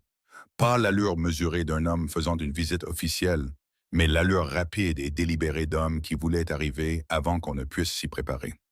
Elle reconnut celui du milieu avant de pouvoir voir clairement son visage. Elle reconnut sa silhouette, ses larges épaules, la manière particulière dont il tenait sa tête, la façon dont il occupait l'espace sur un cheval, de la même manière qu'il occupait l'espace dans chaque pièce qu'elle avait jamais partagée avec lui, comme si la pièce avait été construite pour lui et que tous les autres étaient des invités. Nathaniel Whitmore n'avait pas attendu une semaine. Il avait chevauché toute la nuit. Elle ne courut pas vers la maison. Elle marcha vite, mais elle marcha. Parce que courir aurait signifié qu'il avait déjà gagné quelque chose et elle ne lui donnerait pas ça. « Caleb », appela-t-elle quand elle fut assez proche. Sa voix sortit stable. Elle en fut surprise. Il sortit de la grange. Il vit son visage. Il regarda par-dessus son épaule vers la route. Il la regarda de nouveau. « Rentre à l'intérieur, dit-il. »« Non, dit-elle. » Sa mâchoire se serra. « Abigail, je ne rentre pas, dit-elle. C'est aussi mon combat. Ça a toujours été mon combat. Je n'avais juste personne à mes côtés avant. » Elle le regarda. « Maintenant, si. » Il la regarda un long moment. Puis il tendit la main à l'intérieur de la porte de la grange et décrocha le fusil qui était suspendu au mur près de l'entrée. Il ne le leva pas. Il le tenait simplement, lâche à son côté, de la manière dont un homme tient quelque chose qui est destiné à être vu. Nathaniel Whitmore descendit de cheval à 20 pieds de 2. Il avait 52 ans, plus lourd que dans le souvenir d'Abigail, avec les mêmes yeux perçants et la même façon d'évaluer une situation, comme s'il calculait déjà ce que ça lui coûterait de la posséder. Les 2 hommes avec lui restèrent à cheval. L'un était un homme de main. L'autre, Abigail le reconnut avec un choc glacial. C'était un shérif adjoint du comté de Suffolk, dans le Massachusetts. Il n'avait aucune juridiction ici, et il allait devoir le comprendre avant que cette conversation ne continue. Nathaniel la regarda, pas Caleb, elle. Le même regard sous lequel elle avait grandi, le regard plat et calculateur qui disait « Tu es un problème que je suis en train de résoudre. »« Abigail, dit-il, ça a assez duré. »« Oncle, dit-elle. » Sa voix était quelque chose qu'elle n'avait jamais entendu d'elle-même auparavant. Elle était égale. Elle était calme. Ce n'était pas la voix d'une femme se préparant à un coup. « Vous avez fait un long voyage pour rien. J'ai des documents légaux qui disent que vous... » « Des documents du Massachusetts, dit-elle. Vous êtes dans le territoire du Wyoming. Ce n'est pas la même chose. » Il déplaça son attention sur Caleb. De la manière dont les hommes comme lui se tournent vers d'autres hommes quand les femmes disent des choses qu'ils ne veulent pas traiter. Turner, je comprends que l'agence a conclu un arrangement avec vous. Je suis prêt à vous dédommager pour votre peine. Cette femme est ma pupille légale et elle a quitté ma maison dans un état de... Elle a quitté votre maison, dit Caleb, parce que vous lui en avez donné la raison. Les yeux de Nathaniel devinrent froids. Vous n'avez aucune idée de ce dont vous parlez. Je connais une femme qui a géré la maison d'un homme pendant 12 ans sans toucher un sou, dit Caleb. Et je connais le genre d'homme qui fait ça à quelqu'un, et je sais comment il appelle ça quand elle part. Il changea le fusil de main, toujours bas, toujours calme. Il appelle ça un problème à résoudre. Elle est mentalement inapte à... Elle a trouvé une clause dans ma note de banque, dit Caleb, que mon propre avocat avait manqué. Elle a replanté ce jardin à partir d'une terre morte en 3 semaines. Elle parle français. Elle peut calculer le rendement du bétail au dollar près. Sa voix ne s'éleva pas. Elle n'en avait pas besoin. Quelle est votre définition exacte de l'inaptitude? Nathaniel regarda de nouveau Abigail et quelque chose changea sur son visage. Quelque chose qu'elle n'avait jamais vu auparavant. Une fissure, petite et rapidement contrôlée, dans la certitude qui avait toujours été là. La certitude qu'elle était à lui pour être gérée, définie, gardée petite. Elle ne lui avait jamais répondu, pas une seule fois en 20 ans. Elle s'était déplacée silencieusement, avait travaillé dur, avait tout absorbé et n'avait jamais répondu. Parce que le coût avait été trop élevé et qu'elle n'avait nulle part où aller. Elle avait un endroit où aller maintenant. « Je veux que vous écoutiez attentivement, dit-elle, parce que je ne le dirai qu'une fois. » Elle fit un pas en avant, et ce pas, aussi petit soit-il, fut la chose la plus délibérée qu'elle ait jamais faite de sa vie. « Je ne suis pas votre pupille. Je ne suis pas votre propriété. Je ne suis pas le problème que vous avez décidé que j'étais depuis que j'ai 8 ans, et que vous avez décidé que j'étais un fardeau. » Sa voix trembla, mais seulement légèrement, et elle la laissa trembler. Elle en avait fini de jouer la comédie de la stabilité pour des hommes qui ne le méritaient pas. « Je suis parti. Je ne reviendrai pas. Et si vous déposez cette requête dans un tribunal territorial, j'apporterai avec moi 12 ans de registre comptable qui montrent exactement ce que vous m'avez pris. Et j'amènerai un avocat territorial qui argumentera chaque page devant un juge. » Nathaniel était très immobile. L'adjointe à cheval derrière lui semblait mal à l'aise, de la manière d'un homme qui commence à réaliser qu'il est loin de chez lui et que cette situation n'est pas ce qu'on lui avait dit. « Tu n'as pas ces livres, dit Nathaniel, mais sa voix avait changé. « J'ai gardé des copies, dit-elle, dans ma chambre, dans sa boîte verrouillée sous le lit. La boîte que vous n'avez jamais pensé à regarder parce que vous n'avez jamais pensé que j'étais assez intelligente pour planifier. » Le silence s'étira. Puis, et elle s'en souviendrait pour le reste de sa vie, Nathaniel Whitmore la regarda avec ses yeux froids. Et pour la première fois depuis qu'elle avait 8 ans, elle ne détourna pas le regard. C'est lui qui détourna le regard. « Ce n'est pas fini, dit-il. »« Non, dit Caleb, mais pour aujourd'hui, si. » Les 3 cavaliers firent demi-tour et repartirent par la route sud, par où ils étaient venus, vite et sans regarder en arrière. La poussière retomba derrière eux et le matin du Wyoming redevint silencieux. Abigail se tenait absolument immobile. Elle entendit Caleb poser le fusil contre le poteau de la clôture. Elle l'entendit faire 2 pas vers elle. Elle ne pleura pas. Elle avait décidé qu'elle n'allait pas pleurer, et elle le pensait. Et elle s'y tint de la même manière qu'elle s'était tenue à chaque chose difficile de sa vie, en y mettant tout son poids jusqu'à ce que ça tienne. Mais ses mains tremblaient. Caleb posa sa main sur les siennes, juste un moment, juste assez longtemps, puis il recula. « Tu as eu raison de rester dehors, dit-il. » Elle le regarda. « C'était à toi de le faire, dit-il. Moi, je n'étais que là, à tes côtés. » Elle fit un son qui n'était ni tout à fait un rire, ni tout à fait un sanglot, mais quelque chose entre les deux. « Vous n'étiez pas que là, dit-elle. » Il ramassa le fusil, regarda la route où les cavaliers avaient disparu. « Nous devons aller à Laramie demain, dit-il. Tous les deux cette fois. » Elle hocha la tête, elle regarda le jardin, la clôture, la fenêtre de la maison où elle dormait, et la cuisine où elle cuisinait, et la chaise où elle s'asseyait en face de lui chaque matin avec son café. Elle pensa à ce qu'il avait dit à table. Et si c'était le moment? Elle pensa au document dans la main de Nathaniel, et à l'adjoint qui était venu de si loin et qui viendrait plus loin si la loi le permettait. et elle pensa au registre comptable dans la boîte verrouillée et à la contre-requête à Laramie et à la longue et difficile route qui l'attendait encore. Et elle pensa, jamais de ma vie je n'ai eu quelqu'un pour parcourir cette route avec moi. Elle pensa que peut-être ça changeait maintenant. Elle prit ses gants de travail sur la balustrade du porche où elle les avait laissés. 6 heures demain, dit-elle. 5 heures, dit-il. C'est une longue route. Elle hocha la tête. Elle rentra pour commencer le dîner. Derrière elle, elle l'entendit se tenir à la barrière un long moment, regardant la route. Et puis elle l'entendit rentrer aussi. Ils partirent avant que le soleil ne soit complètement levé. Abigail était réveillée depuis 3 heures, ce qu'elle n'allait pas dire à Caleb, parce que la raison pour laquelle elle était réveillée était le genre de raison qui n'avait pas besoin d'être dite à voix haute. Elle était allongée dans la chambre de l'Est, la fenêtre sombre et les bruits nocturnes du Wyoming traversant les murs. Le vent dans l'herbe, un des chevaux bougeant dans l'enclos, un coyote quelque part au loin.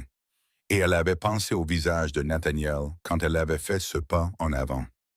La façon dont la certitude en lui s'était légèrement fissurée, comme un mur qui a tenu si longtemps que son propriétaire a oublié qu'il pouvait céder.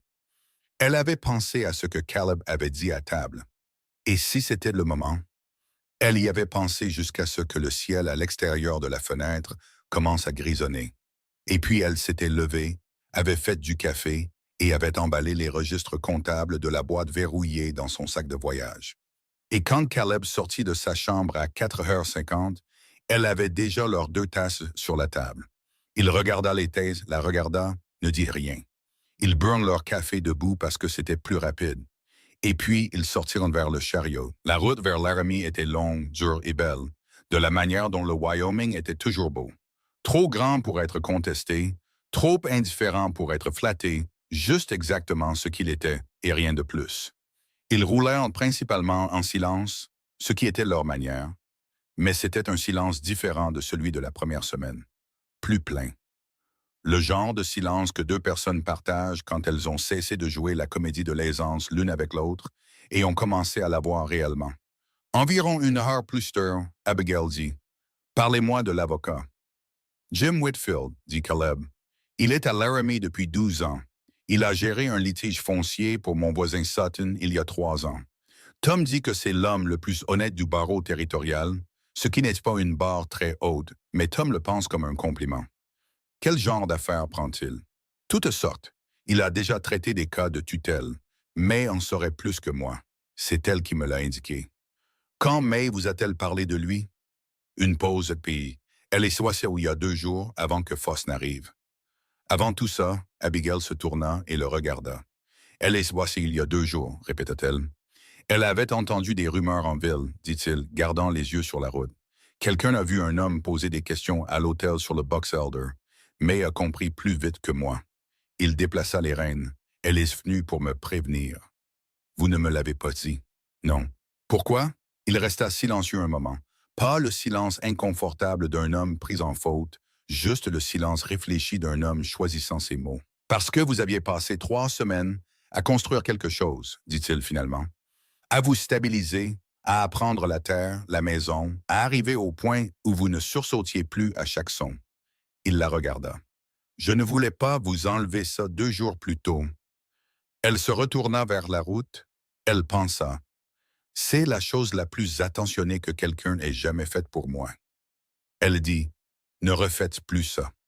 D'accord, dit-il. Je suis sérieuse, Caleb. Je ne suis pas quelqu'un qui a besoin d'être protégé de l'information. J'ai besoin de l'information. Je fonctionne mieux avec tout. Compris, dit-il, et elle le crut, parce que c'était un homme qui disait ce qu'il pensait et pensait ce qu'il disait. Et elle avait appris à faire confiance à la différence entre ce genre d'homme et l'autre. Ils roulèrent en silence pendant un autre mile. Puis elle dit doucement, « Merci d'avoir voulu le faire. » Il ne répondit pas à cela, mais la ligne de ses épaules bougea légèrement d'une manière qu'elle avait commencé à pouvoir lire. Le bureau de Jim Whitfield était au 2e étage d'un immeuble en briques sur la rue principale de Laramie. Le genre de bureau délibérément peu impressionnant de l'extérieur, soupçonna Abigail, parce qu'un homme qui a besoin de paraître important n'est pas aussi confiant dans ce qu'il sait réellement. À l'intérieur, c'était organisé d'une manière qu'elle reconnut et respecta. Les livres rangés par sujet, pas par taille. Les papiers en piles étiquetées, pas éparpillés. Un bureau qui avait vu du vrai travail et le montrait. Whitfield lui-même avait peut-être 55 ans, mince et délibéré, avec la manière sans ordre d'un homme qui avait vu toutes les variétés de problèmes humains et les avait tous classés. Il serra la main de Caleb, puis se tourna vers Abigail et serra la sienne, ce à quoi elle ne s'était pas attendue. Et il soutint son regard en le faisant, ce à quoi elle ne s'était pas attendue non plus. « Asseyez-vous, dit-il. Racontez-moi tout. » Elle lui raconta tout. Pas la version qu'elle aurait racontée à un avocat de Boston. Circonspecte, prudente, omettant les parties qui la faisaient apparaître difficiles ou ingrates. Tout. Les 12 ans, les comptes, la boîte verrouillée, les systèmes de Nathaniel pour la maintenir dépendante. Pas violent, rien qui ne laisse de marque. Juste l'architecture stable et patiente d'un homme qui comprenait qu'on pouvait emprisonner quelqu'un sans une seule serrure, si on était assez méticuleux sur les endroits où on le laissait marcher. La lettre à l'agence, la diligence, le Wyoming. Whitfield prit des notes. Il posa ses questions, toutes précises, toutes visant directement la structure juridique de ce que Nathaniel avait déposé. Quand elle eut fini, il regarda ses notes un moment, puis il leva les yeux. « Il a fait une erreur, dit Whitfield. »« Quelle erreur? » demanda-t-elle. « Il a déposé sa requête dans le Massachusetts. S'il l'avait déposée d'abord au tribunal territorial ici, il aurait eu le droit de demander une mise sous tutelle d'urgence. En la déposant d'abord dans le Massachusetts, il nous a donné le terrain procédural pour contester la juridiction. » Il se tourna vers Caleb. « Y a-t-il un acte de mariage? »« Pas encore, » dit Caleb. Whitfield les regarda tous les deux. Il avait la neutralité exercée d'un homme qui passait sa vie professionnelle à ne pas réagir aux choses que les gens disaient. « La protection la plus simple, dit-il, reste le mariage. La contestation de la juridiction le retiendra, mais elle ne l'arrêtera pas définitivement s'il est prêt à se battre devant les tribunaux territoriaux. Un certificat de mariage déposé aujourd'hui dans le comté de Laramie rend la requête de tutelle légalement caduque. En vertu de la loi territoriale du Wyoming, une femme mariée n'est pas soumise à l'autorité d'un tuteur antérieur. » Abigail regarda ses mains sur ses genoux. Les mêmes mains qu'elle avait détestées à Boston. Les mains calleuses et capables qu'elle avait cessé de détester vers la 3e semaine au ranch. « Je sais, dit-elle. Je veux être clair, continua Whitfield, que je peux mener cette affaire sans acte de mariage. Ça prendra plus de temps, ça coûtera plus cher, et il y aura une période d'incertitude juridique pendant laquelle votre oncle a le droit de demander une audience territoriale. Pendant cette période, il fit une pause précise. Vous seriez tenu de maintenir une adresse fixe, ce pourquoi le box elder suffirait, mais toute tentative de vous déplacer nécessiterait une ordonnance d'un juge pour l'arrêter. Ce qui signifie que si Nathaniel agissait vite, dit-elle, ce qui signifie que s'il agissait très vite et trouvait un juge sympathique, dit Whitfield, il y a une fenêtre, petite, mais elle existe. La pièce était silencieuse. Caleb dit, « Combien de temps pour déposer la contre-requête? »« Je peux la faire rédiger et la déposer avant la fin de la journée, dit Whitfield. J'aurai besoin des registres comptables comme preuve de votre statut d'employé au sein de la maison. Cela établit une relation de travail plutôt qu'une relation de dépendance, ce qui sape considérablement sa demande d'incompétence. » Il regarda Abigail. « Les avez-vous apportés? » Elle plongea la main dans son sac de voyage et posa les registres comptables sur son bureau. Whitfield les regarda, prit le premier, l'ouvrit, tourna 3 pages, leva les yeux. « Vous les avez tenus vous-même, dit-il. »« Oui. »« Pendant combien de temps? »« Les 8 dernières années. Avant ça, je n'avais pas accès aux anciens livres.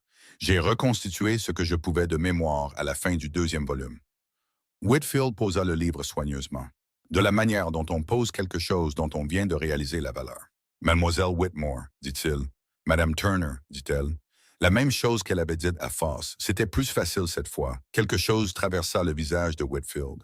Pas un sourire exactement, mais quelque chose d'adjacent. « Ces livres, dit-il, vont causer une matinée très difficile à votre oncle. » Il se leva, se dirigea vers la porte, appela son commis et commença à donner des instructions avec l'énergie rapide et efficace d'un homme qui avait décidé d'un plan d'action et ne s'arrêterait pas avant qu'il ne soit terminé.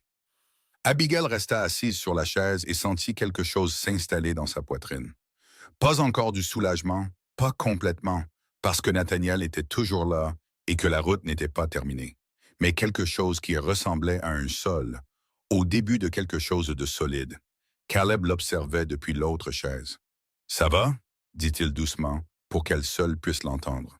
« Demandez-le-moi ce soir, dit-elle. Il hocha la tête une fois. Ils attendaient dans le bureau extérieur, pendant que le commis de Whitfield rédigeait la contre-requête quand la porte s'ouvrit et que Roy Pulver entra. Abigail le reconnut immédiatement. L'un des frères du ranch de l'Est, celui qui avait fait le commentaire dans son jardin, que Caleb avait fait taire avec Simo. Il s'arrêta quand il les vit, et quelque chose traversa son visage qui n'était pas ce à quoi elle s'attendait. Pas du mépris, pas le rire de Porsche de saloon de Red Hollow, quelque chose de plus proche de la jeune. « Caleb, dit-il. »« Roy, dit Caleb. » Pulver regarda Abigail. Il avait l'air d'un homme qui avait décidé de dire quelque chose qu'il préférerait ne pas dire et qui s'y tenait quand même parce qu'il se l'était promis. Madame Turner. C'était la première fois que quelqu'un de Red Hollow autre que May Sutton l'appelait ainsi. J'ai entendu parler du cavalier de Boston. Il tourna son chapeau dans ses mains, et j'ai entendu ce qu'il voulait. Il regarda Caleb. Mon frère et moi avons parlé. Nous sommes prêts à signer une déclaration sous serment pour le tribunal territorial, si ça peut aider. Abigail devint très immobile. Caleb regarda Roy Pulver un moment avec l'expression prudente d'un homme décidant du crédit à accorder. « Qu'est-ce qui a changé? » demanda Caleb. Roy eut la décence de paraître mal à l'aise. « May Sutton est passé, dit-il. Caleb faillit sourire. « Je le dirai à Woodfield, dit Caleb. Il enverra quelqu'un pour prendre la déposition. » Roy hocha la tête, remit son chapeau, se dirigea vers la porte, s'arrêta. « Elle a réparé le jardin sud du Box Elder, » dit-il sans se retourner. « Ma femme a dit qu'elle n'avait pas vu ce jardin pousser correctement depuis 11 ans. » Il sortit. Abigail fixa la porte un moment. « May Sutton, dit-elle. « May Sutton, » acquiesça Caleb. Au moment où Whitfield les rappela pour examiner la requête, 2 autres déclarations sous serment arrivaient. Celle de Roy Pulver et une Dart Griggs du magasin général, qui avait apparemment dit au commis de Whitfield qu'il attendait une occasion de dire quelque chose d'utile sur la nouvelle Madame Turner depuis la 3e semaine d'août. Abigail s'assit en face de Whitfield et lut la contre-requête qu'il avait préparée. Elle la lut comme elle lisait tout, lentement, précisément, repérant les endroits où le langage pouvait être resserré ou où un mot avait été choisi qui pouvait être contesté. Elle marqua 2 endroits. Whitfield lut ses notes. Il fit les 2 changements sans discuter. « Vous auriez dû être avocate, dit-il. »« On m'a dit que je n'en étais pas capable, dit-elle. »« Par qui? »« Mon oncle. » Whitfield prit sa plume. « Eh bien, dit-il, votre oncle est sur le point de perdre un procès à cause des registres comptables que vous teniez pendant qu'il vous disait ça.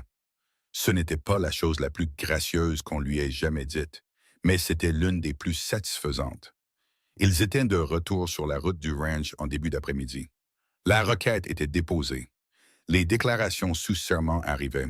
Whitfield était confiant d'une confiance prudente d'avocat, pas le faux genre, mais le vrai, celui qui vient de la connaissance du terrain sous ses pieds. Et pourtant, Abigail resta silencieuse pendant la première heure du trajet de retour, et Caleb la laissa faire. La route défilait sous eux, et l'après-midi du Wyoming s'étendait, large et honnête, autour d'eux. Elle pensa à Nathaniel à Cheyenne, lisant la contre-requête quand elle lui parviendrait. Elle pensa au regard sur son visage dans la cour du ranch, cette fissure dans sa certitude, rapidement refermée. Elle pensa à ce que Woodfield avait dit. Une petite fenêtre, mais elle existe. Elle pensa à la question en suspens entre elle et Caleb depuis la table de la cuisine, patiente et sans réponse, ne prenant pas plus de place que nécessaire. « Et si c'était le moment? »« Caleb, dit-elle. »« Oui, la question que vous m'avez posée à table. » Elle garda les yeux sur la route. « J'y ai pensé. » Il ne répondit pas. Il attendit, comme il attendait toujours, complètement, sans pousser, sans s'immiscer dans l'espace avant ce qu'elle allait dire. « Je ne vais pas dire oui à cause de Nathaniel, dit-elle. Je veux que vous compreniez ça d'abord. Même s'il n'y avait pas de requête, pas de pétition, pas de fenêtre légale, je serais toujours en train de penser à ce que vous avez dit. » Silence. « Parce que, dit-il prudemment, elle se tourna et le regarda. Il regardait la route. Sa mâchoire était serrée de cette manière qu'elle était quand il prêtait une attention particulière à quelque chose et ne le laissait pas paraître sur son visage. Parce que je me suis assise en face de vous chaque matin pendant 4 semaines, dit-elle, et je n'ai pas une seule fois souhaité être ailleurs. Elle fit une pause. Je crois que c'était vos mots. Il resta silencieux un moment.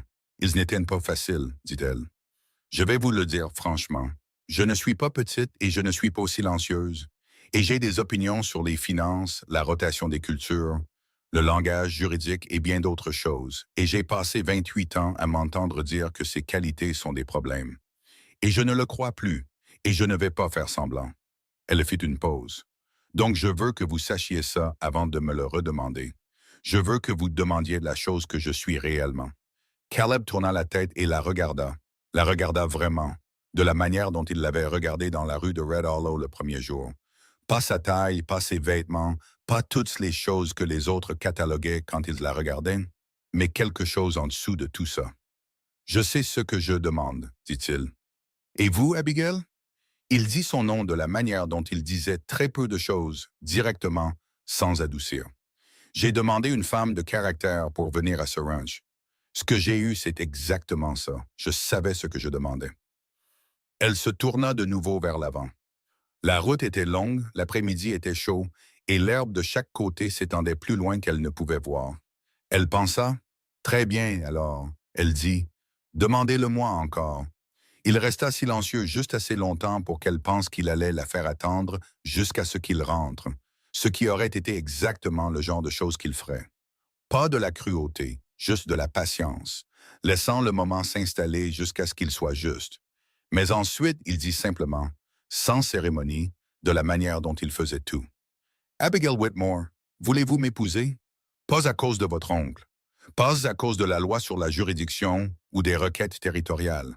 Parce que ce ranch est maintenant autant le vôtre que le mien, et j'aimerais que ce soit ainsi de façon permanente. » Elle regarda ses mains sur ses genoux. Elle pensa à la chambre de l'Est avec la bonne fenêtre, au jardin qui poussait, au registre comptable étalé sur la table de la cuisine, au café dans le noir avant l'aube. À un homme qui réparait le chemin vers le ruisseau, se tenait aux barrières avec des fusils, renégociait des billets de banque et ne lui avait jamais, pas une seule fois, fait sentir qu'elle était de trop. « Oui, dit-elle. » Il regarda la route. Elle regarda la route. « D'accord, dit-il. D'accord, dit-elle. » Ils firent le reste du chemin jusqu'à la maison dans le même silence qu'ils avaient toujours eu. Et c'était exactement le même qu'il avait toujours été. Et ce n'était aussi rien de ce qu'il avait jamais été auparavant. Le soleil commençait à baisser quand le Box Elder apparut. La maison, la grange, l'enclos, le jardin qu'elle avait ramené d'une terre morte. Elle le vit de la manière dont elle avait lentement appris à le voir. Non pas comme l'endroit de quelqu'un d'autre où on lui permettait de rester, mais comme le sien. Ils étaient à 50 mètres de la barrière quand Caleb dit très doucement, « Il n'arrêtera pas. » Elle savait qu'il parlait de Nathaniel. « Non, dit-elle. La requête de Whitfield tiendra, mais votre oncle est un homme qui n'abandonne pas quand il pense qu'on lui doit quelque chose. » « Il pense qu'il me doit, dit-elle. Il pense que je suis un compte qui a encore un solde. » Caleb arrêta le chariot à la barrière. Il serra le frein, regarda la maison un moment. « Alors nous nous assurerons, dit-il, que quand il reviendra, il n'y aura plus rien pour lui à réclamer. » Elle le regarda. « Demain, dit-il, nous irons voir le juge de paix à Red Hollow avant qu'il n'ait la chance de bouger. » Elle sentit quelque chose bouger dans sa poitrine. Pas de la peur, pas la tension qu'elle avait connue pendant 28 ans. Quelque chose de différent, quelque chose qui avançait au lieu de reculer. « Alors nous ferions mieux de nous lever tôt, dit-elle. » Elle descendit du chariot et franchit la barrière. Derrière elle, elle l'entendit dételer les chevaux, lentement, régulièrement. Le son d'un homme s'occupant des affaires de sa vie sur sa propre terre, leur terre. Demain, ce serait légal. Ce soir, ça semblait déjà vrai. Elle rentra et commença le dîner, et la fenêtre et laissa entrer la dernière lumière du jour. Et quelque part sur la route à Cheyenne, Nathaniel Whitmore lisait une requête légale qui lui disait que son temps était compté. Et dans une maison de ranch du territoire du Wyoming, 2 personnes qui avaient toutes deux passé trop de temps à s'entendre dire qu'elles n'étaient pas assez s'assirent pour manger ensemble à la fin de la journée qui avait tout changé. Ils étaient sur la route de Red Hollow avant que le soleil ne franchisse l'horizon. Abigail avait dormi 4 heures, peut-être 5, et elle sentait chacune de celles qu'elle n'avait pas eues. Mais elle était habillée et prête à la porte quand Caleb sortit de sa chambre. Et quand il la regarda, remarquant qu'elle avait mis la meilleure de ses 2 robes, la verte foncée qu'elle avait emballée au fond de son sac à Boston, et pas encore portée, celle qu'elle s'était dit qu'elle gardait pour quelque chose qui valait la peine de s'habiller. Quelque chose changea sur son visage qui n'était pas tout à fait de la surprise, mais qui y était adjacent. Il ne dit rien sur la robe. Il dit « Café d'abord ». « Passe le temps », dit-elle. « Il y a toujours le temps pour un café », dit-il en allant au poêle. Elle se tint dans l'embrasure de la porte de la cuisine et le regarda le préparer. Elle pensa au fait que c'était le dernier matin où elle se tiendrait dans cette cuisine en tant qu'Abigail Whitmore. Le nom qu'elle avait porté toute sa vie, le nom que Nathaniel avait transformé en une catégorie, une désignation pour tout ce qu'il avait décidé qu'elle était et n'était pas, allait être déposé aujourd'hui. Pas effacé. Elle n'était pas intéressée par l'effacement, mais déposée. De la manière dont on dépose une chose lourde qu'on a portée assez longtemps, elle allait le déposer volontairement. Cette partie comptait. Caleb lui tendit la tasse. Elle la but debout, tous les deux à la fenêtre de la cuisine, regardant la première lumière traverser la terre. « Nerveuse ?» demanda-t-il. « Non, dit-elle. » Il la regarda de côté. « Un peu, admit-elle. »« Moi aussi, dit-il. » Elle se tourna et le regarda. Il regardait la fenêtre avec l'expression qu'elle avait appris à lire comme celle qu'il portait quand il disait quelque chose de vrai qui lui coûtait quelque chose à dire. « Vous n'en avez pas l'air, dit-elle. »« Je n'ai pas l'habitude de le montrer, dit-il. Ça ne veut pas dire que ce n'est pas là. » Elle pensa aux 8 mois entre le moment où il avait envoyé la lettre à l'agence et celui où la diligence était arrivée à Red Hollow. 8 mois d'attente sans savoir qui descendrait, si ça marcherait, si 2 étrangers pourraient construire quelque chose de réel à partir d'un morceau de correspondance et d'un besoin partagé de quelque chose que ni l'un ni l'autre n'avait su trouver de manière ordinaire. « De quoi aviez-vous peur ?» demanda-t-elle. Au début. Il y réfléchit honnêtement. « Qu'elles viennent et que ce soit 2 personnes qui font semblant, dit-il. 2 personnes qui font les gestes de quelque chose qui n'est pas réel parce qu'aucun des deux ne sait quoi faire d'autre. » Il fit une pause. « J'ai vu ça sur d'autres ranchs. C'est une solitude particulière de vivre dans la même maison que quelqu'un et d'être des étrangers. »« Et maintenant ?» demanda-t-elle. Il la regarda. « Maintenant, j'ai peur de quelque chose de différent. »« De quoi ?»« De l'importance que ça aurait, dit-il doucement, si quelque chose tournait mal. » La cuisine était très silencieuse. Elle comprit ce qu'il disait. Elle avait eu peur de la même chose depuis environ la 3e semaine. Depuis le matin où elle avait réalisé que le silence entre eux était confortable. Depuis le soir sur le porche où il avait dit 2 endroits différents avec 2 lois différentes et où elle avait compris qu'il avait pensé à sa sécurité avant qu'elle ne sache qu'il fallait y penser. Elle avait eu peur de l'importance que ça aurait et elle avait gardé cette peur dans une boîte verrouillée de la même manière qu'elle avait gardé les registres comptables. Parce qu'il y a des choses qu'on porte en privé jusqu'à ce qu'on sache que le sol tiendra. Elle commençait à croire que le sol tiendrait. « Alors assurons-nous que rien ne tourne mal, dit-elle. » Il finit son café, posa la tasse dans la bassine. « Allons nous marier, dit-il. » Le trajet jusqu'à Red Hollow prit 40 minutes. Et pendant ces 40 minutes, Abigail ne pensa à rien d'utile. Elle regarda la terre, elle écouta les chevaux, elle remarqua la façon dont la première lumière donnait à l'herbe l'air d'être faite d'autre chose que de l'herbe. Quelque chose de plus, quelque chose dont le soleil de midi brûlait la poésie et ne laissait que le pratique. Elle l'aimait mieux comme ça, au bord de la journée, quand le warming vous montrait ce qu'il était avant que le travail ne commence. Elle pensa « Je vais vivre ici longtemps ». La pensée arriva sans drame, sans la tension habituelle, sans la voix de 28 ans à s'entendre dire que ce qu'elle voulait était trop demandé. Elle arriva juste, simple et claire, comme un fait qui avait toujours été vrai et qui n'était reconnu que maintenant. Red Hollow au petit matin était un animal différent de Red Hollow à midi. Le saloon était silencieux. La rue était presque vide. Un chien traversa devant eux sans urgence. Les volets du magasin général étaient encore à moitié fermés, mais Art Griggs balayait son perron quand ils s'arrêtèrent. Il leva les yeux vers eux, vers le chariot, l'heure, la robe verte d'Abigail, et il comprit immédiatement. de la manière dont un homme comprend les choses quand il a prêté attention. Il posa son balai contre le mur, rentra et ressortit avec deux choses. Un petit bouquet de fleurs sauvages, séché de l'arrangement que sa femme gardait sur le comptoir, et une carte écrite à la main qui disait « Félicitations, famille Turner », qu'il avait clairement préparée à l'avance.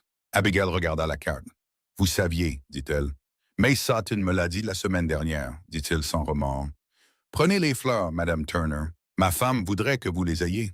Elle prit les fleurs. Elle ne se sentit pas capable de dire merci correctement, alors elle hocha simplement la tête.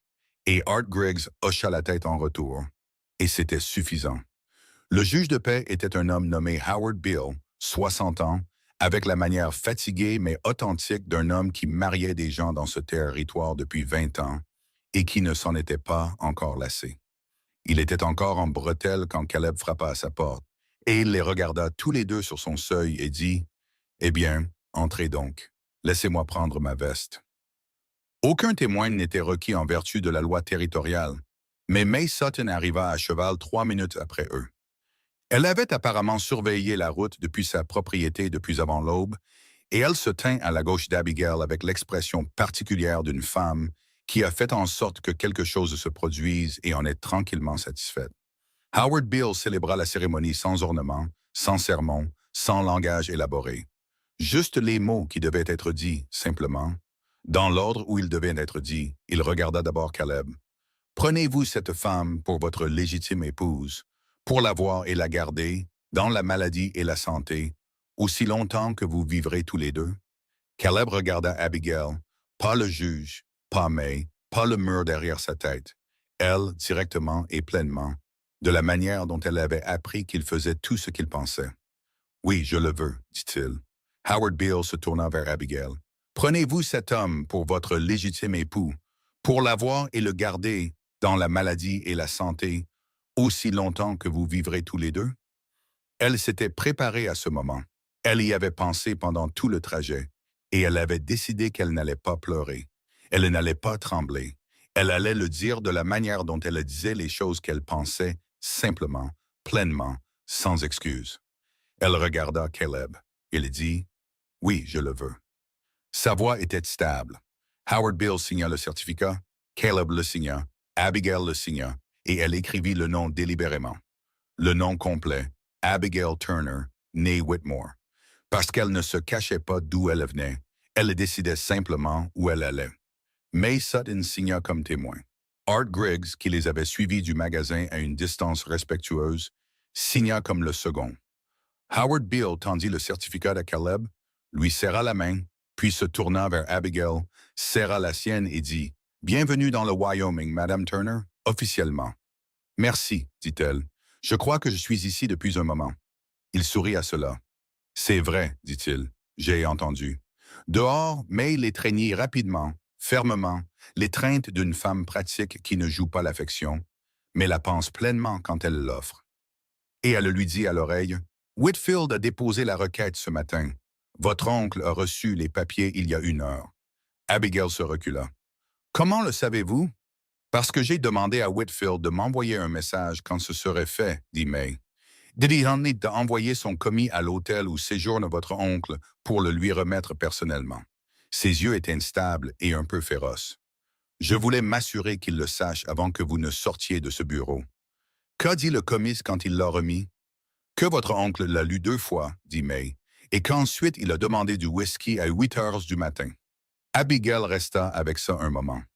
Elle pensa à Nathaniel Whitmore dans un hôtel à Cheyenne, lisant une requête légale qui lui disait que sa pupille était maintenant une femme mariée dans le territoire du Wyoming, que la requête de tutelle était légalement caduque, que les registres comptables qu'elle avait tenus pendant 8 ans étaient entrés comme preuve d'une relation de travail qui constituait un statut d'adulte indépendant en vertu de la loi territoriale, que Jim Whitfield était prêt à poursuivre pour harcèlement illégal si Nathaniel mettait à nouveau le pied sur la propriété du Box Elder. Elle pensa à lui demandant du whisky. Elle pensa « Bien ».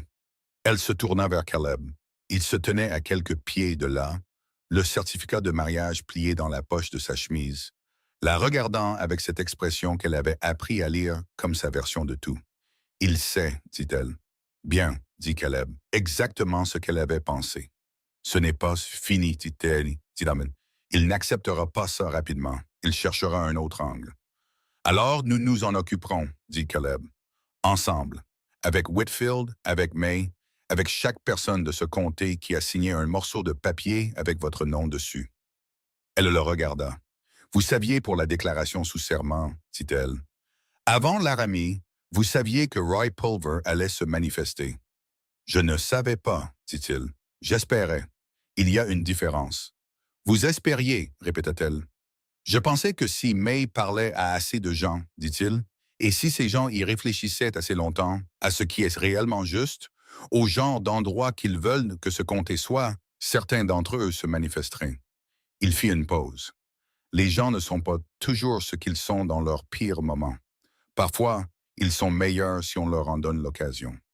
Elle pensa à Roy Pulver dans le bureau de Whitfield avec son chapeau dans les mains.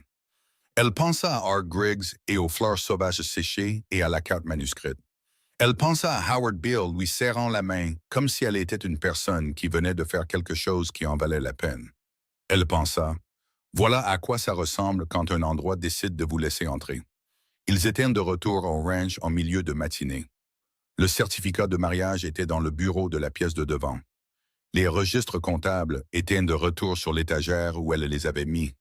Caleb sortit au pâturage sud parce que le bétail avait besoin de ce dont il avait besoin. Qu'un homme vienne de se marier ou non. Et elle alla au jardin parce que la même chose était vraie des jardins. Elle était à genoux dans le parterre nord, les mains dans la terre, quand elle entendit un cheval sur la route. Elle se leva lentement. C'était un seul cavalier, et elle sut avant de pouvoir voir clairement son visage que ce n'était pas Nathaniel. Mauvaise carrure, mauvais cheval, mauvaise façon de se déplacer. Alors que le cavalier se rapprochait, elle reconnut Gerald Foss, et sa mâchoire se serra. Elle retira ses gants de travail et se dirigea vers la barrière. Foss s'arrêta. Il avait l'air différent de la dernière fois, moins certain, plus fatigué. L'air d'un homme qu'on avait envoyé faire une course en laquelle il ne croyait plus. « Madame Turner, dit-il, et cette fois, le titre ne coinça pas. Il le dit clairement. « Foss, dit-elle, on m'a chargé de... » Il s'arrêta, regarda ses mains sur les rênes. « On m'a chargé de vous informer que M. Whitmore a l'intention de contester la requête territoriale pour des motifs de procédure. » Il fit une pause. « Je suis tenu de livrer ce message. »« Vous l'avez livré, dit-elle. Il hocha la tête. Il ne bougea pas pour partir. « Y a-t-il autre chose? » demanda-t-elle. Il la regarda un moment avec l'expression d'un homme faisant un calcul privé. « Je suis à l'emploi de M. Whitmore depuis 4 ans, dit-il. J'ai livré de très nombreux messages avec lesquels je n'étais pas à l'aise. » Il fit une nouvelle pause. « Je voulais que vous sachiez que la contestation de procédure est faible. Je le lui ai dit. Il n'a pas écouté. » Il s'éclaircit la gorge. Woodfield s'en occupera sans difficulté. Elle l'étudia. « Pourquoi me dites-vous ça? »« Parce que j'ai lu les registres comptables, dit-il. Woodfield me les a montrés dans le cadre de la requête, par courtoisie professionnelle. » Il la regarda fixement. « 8 ans, Madame Turner, documenté jusqu'au dernier centime. J'ai travaillé pour un homme qui savait exactement ce qu'il avait dans vous et qui a décidé que ça valait moins que rien. » Le matin était très silencieux. « Êtes-vous toujours à son service? » demanda-t-elle. « Jusqu'à la fin de cette semaine, dit-il. Moment auquel j'ai l'intention de démissionner. » Elle le regarda un long moment, puis elle dit « Whitfield va avoir besoin d'une déclaration sous serment supplémentaire de quelqu'un qui a une connaissance directe de la requête de tutelle et de l'intention derrière elle. » Foss était très immobile. « Je ne peux pas vous demander de faire ça, dit-elle, mais je vous le dis, ça compterait. » Il regarda la route. Il regarda le ranch derrière elle, le jardin, la maison, la terre qui poussait, solide et réelle. « Je serai au bureau de Whitfield jeudi, dit-il. » Il fit demi-tour et repartit vers la ville. Elle resta à la barrière un moment après son départ. Puis elle appela vers le pâturage sud, assez fort pour porter. « Caleb! » Il apparut à la clôture lointaine, regardant vers elle. « Foss est passé, cria-t-elle. Nous allons devoir envoyer un message à Whitfield. » Même à distance, elle put le voir hocher la tête. Elle retourna au jardin.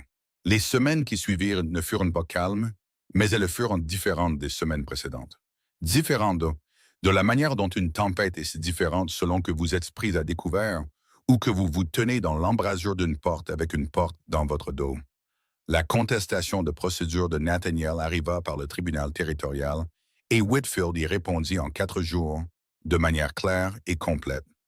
Avec la déclaration sous serment de Gerald Foss en pièces jointes, les dépositions des frères Pulver, le témoignage comptable d'Art Griggs et une lettre de l'Agence de placement de l'Ouest à Denver. Cette lettre décrivait, dans le langage précis et inflexible de Margaret Hale, les circonstances dans lesquelles Abigail Whitmore était devenue cliente de l'agence, y compris les preuves documentées de l'exploitation financière qu'Abigail avait incluses dans sa demande initiale. Elle n'avait pas parlé de cette lettre à Caleb jusqu'à ce qu'elle arrive. Il la lut à la table de la cuisine un jeudi soir, lentement, jusqu'au bout. Quand il eut fini, il la posa et la regarda un moment sans parler. Puis il leva les yeux vers elle. « Vous l'avez documenté, dit-il, dans la demande avant même de quitter Boston. »« Je ne savais pas si j'en aurais besoin, dit-elle. J'espérais que non, mais je me suis préparé. » Il la regarda avec quelque chose dans les yeux qu'elle avait appris à comprendre comme la forme que prenaient ses sentiments quand ils étaient les plus forts. Pas dramatique, pas théâtral, juste très présent et très immobile. Comme un homme qui a regardé directement quelque chose de vrai. « Jamais de ma vie, dit-il doucement, je n'ai rencontré quelqu'un comme vous. » Elle sentit une chaleur monter à son visage qui n'avait rien à voir avec l'été du Wyoming. « Je ne suis pas remarquable, dit-elle. Vous avez conservé des preuves de votre propre exploitation pendant 8 ans, dit-il. Dans une boîte verrouillée sous votre lit, dans une maison où vous n'aviez aucun droit, aucun allié et aucune certitude que quelqu'un vous croirait un jour. Parce que vous étiez le genre de personne qui se prépare même quand la préparation vous coûte quelque chose. » Il fit une pause. « Et puis vous êtes monté dans une diligence, vous êtes venu dans le Wyoming, vous avez replanté un jardin mort, vous avez réparé mes comptes, et vous vous êtes tenu dans une cour de ranch pour dire à votre oncle en face que vous n'étiez pas sa propriété. » Il regarda de nouveau la lettre. « Et vous me dites que ce n'est pas remarquable. » Elle n'avait pas de réponse à cela. « J'ai juste fait ce qui devait être fait, » dit-elle finalement. « Ça, dit-il, c'est exactement ce à quoi ressemble une personne remarquable. » Elle regarda ses mains sur la table. Elle pensa, « Je vais devoir apprendre à recevoir ça, la gentillesse d'être vue avec justesse. » Elle avait passé si longtemps à gérer l'invisibilité, à jouer la comédie d'être plus petite qu'elle n'était, qu'être regardée pleinement et jugée suffisante, plus que suffisante, était quelque chose qu'elle apprenait encore à tenir sans se crisper. Elle l'apprenait. Le tribunal territorial rejeta la contestation de Nathaniel un jeudi de fin septembre. Whitfield envoya un message par cavalier, une seule page de son écriture soignée. Requête rejetée, pétition rendue caduque par l'acte de mariage existant. Recommande au demandeur de cesser toute action ultérieure. Dossier clos. Abigail le lut à la table de la cuisine, le relut. Puis elle se leva, sortit au pâturage sud où Caleb travaillait et le lui tendit sans parler. Il le lut, le plia, le lui rendit. « Fini ?» demanda-t-il. « Fini, dit-elle. » Il retourna au travail. Elle resta là un moment, tenant le papier, avec la lumière de septembre, traversant l'herbe et les chevaux se déplaçant dans l'enclos. Et quelque part derrière elle, le son du jardin, des choses qui poussent, le son ordinaire d'un lieu vivant.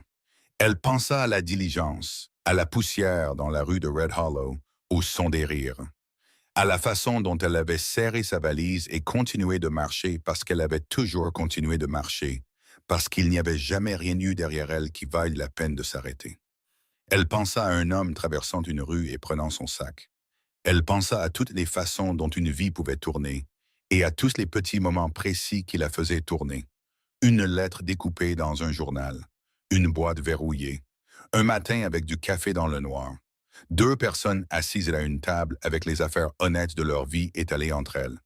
Elle pensa, Nathaniel croyait que me rabaisser le grandissait. Elle pensa qu'il avait tort sur ce point, comme il avait tort sur tout. Elle retourna à la maison, mit le dossier du tribunal dans le tiroir du bureau, par-dessus le certificat de mariage, fermant le tiroir.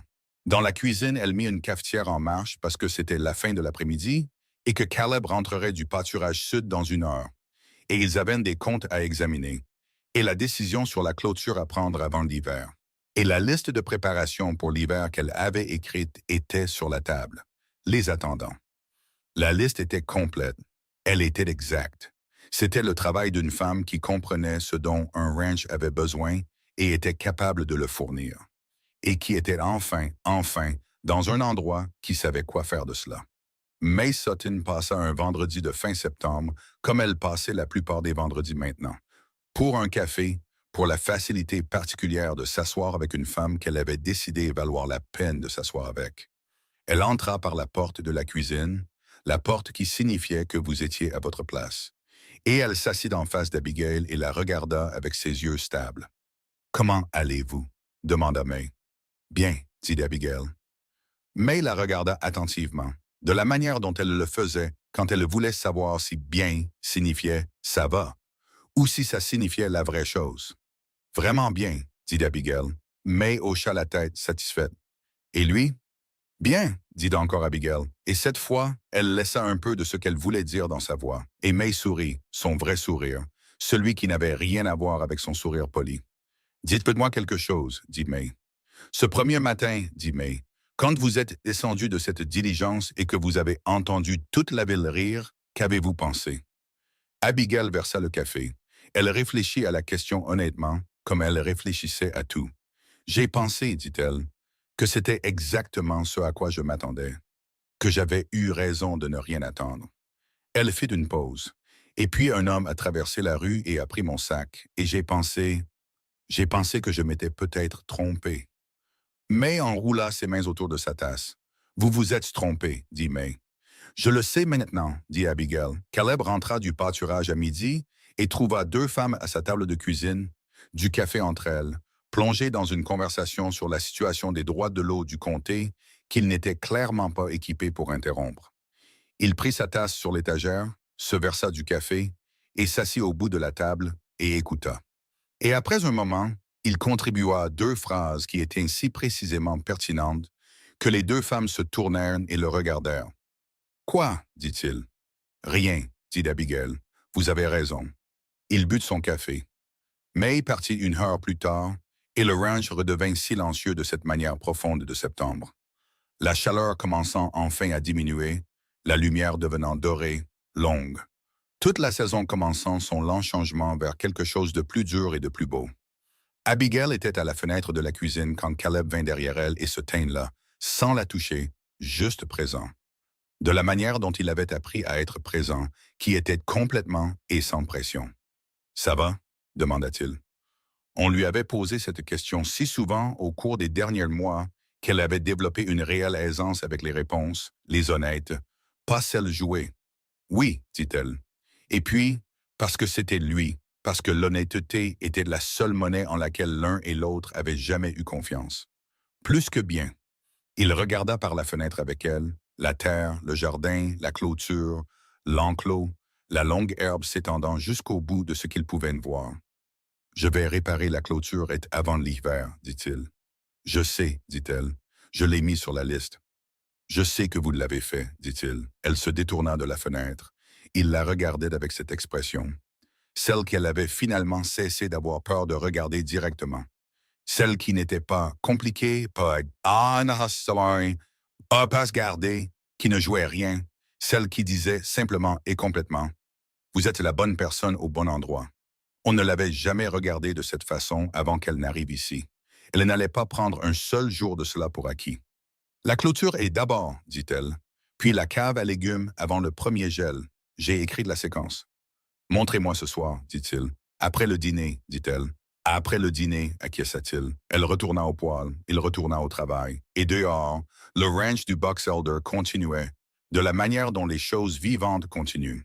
Pas parfaitement, pas sans difficulté, pas sans le labeur quotidien de deux personnes qui s'étaient choisies et se choisissaient à nouveau chaque matin. Mais en avant, toujours en avant. De la manière dont la terre continuait et l'herbe continuait de pousser, et le jardin qui avait été une terre morte à son arrivée continuait de produire, saison après saison, plus que ce que l'un ou l'autre n'avait pensé possible. Nathaniel Whitmore ne revint jamais dans le Wyoming. Abigail Turner apprit quelques mois plus tard, par une lettre de Margaret Hale de l'agence de Denver, qu'il était retourné à Boston et avait repris ses affaires, que sa comptabilité avait considérablement souffert de son absence et qu'il avait embauché 2 commis pour remplacer ce qu'une femme avait fait pendant 12 ans pour rien. Elle lut la lettre. Elle la plia. Elle la posa sur la table de la cuisine et ne pensa plus à Nathaniel Whitmore pour le reste de la journée.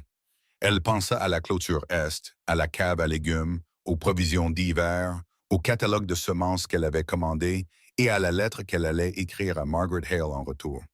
Pas une lettre triste, pas une lettre en colère.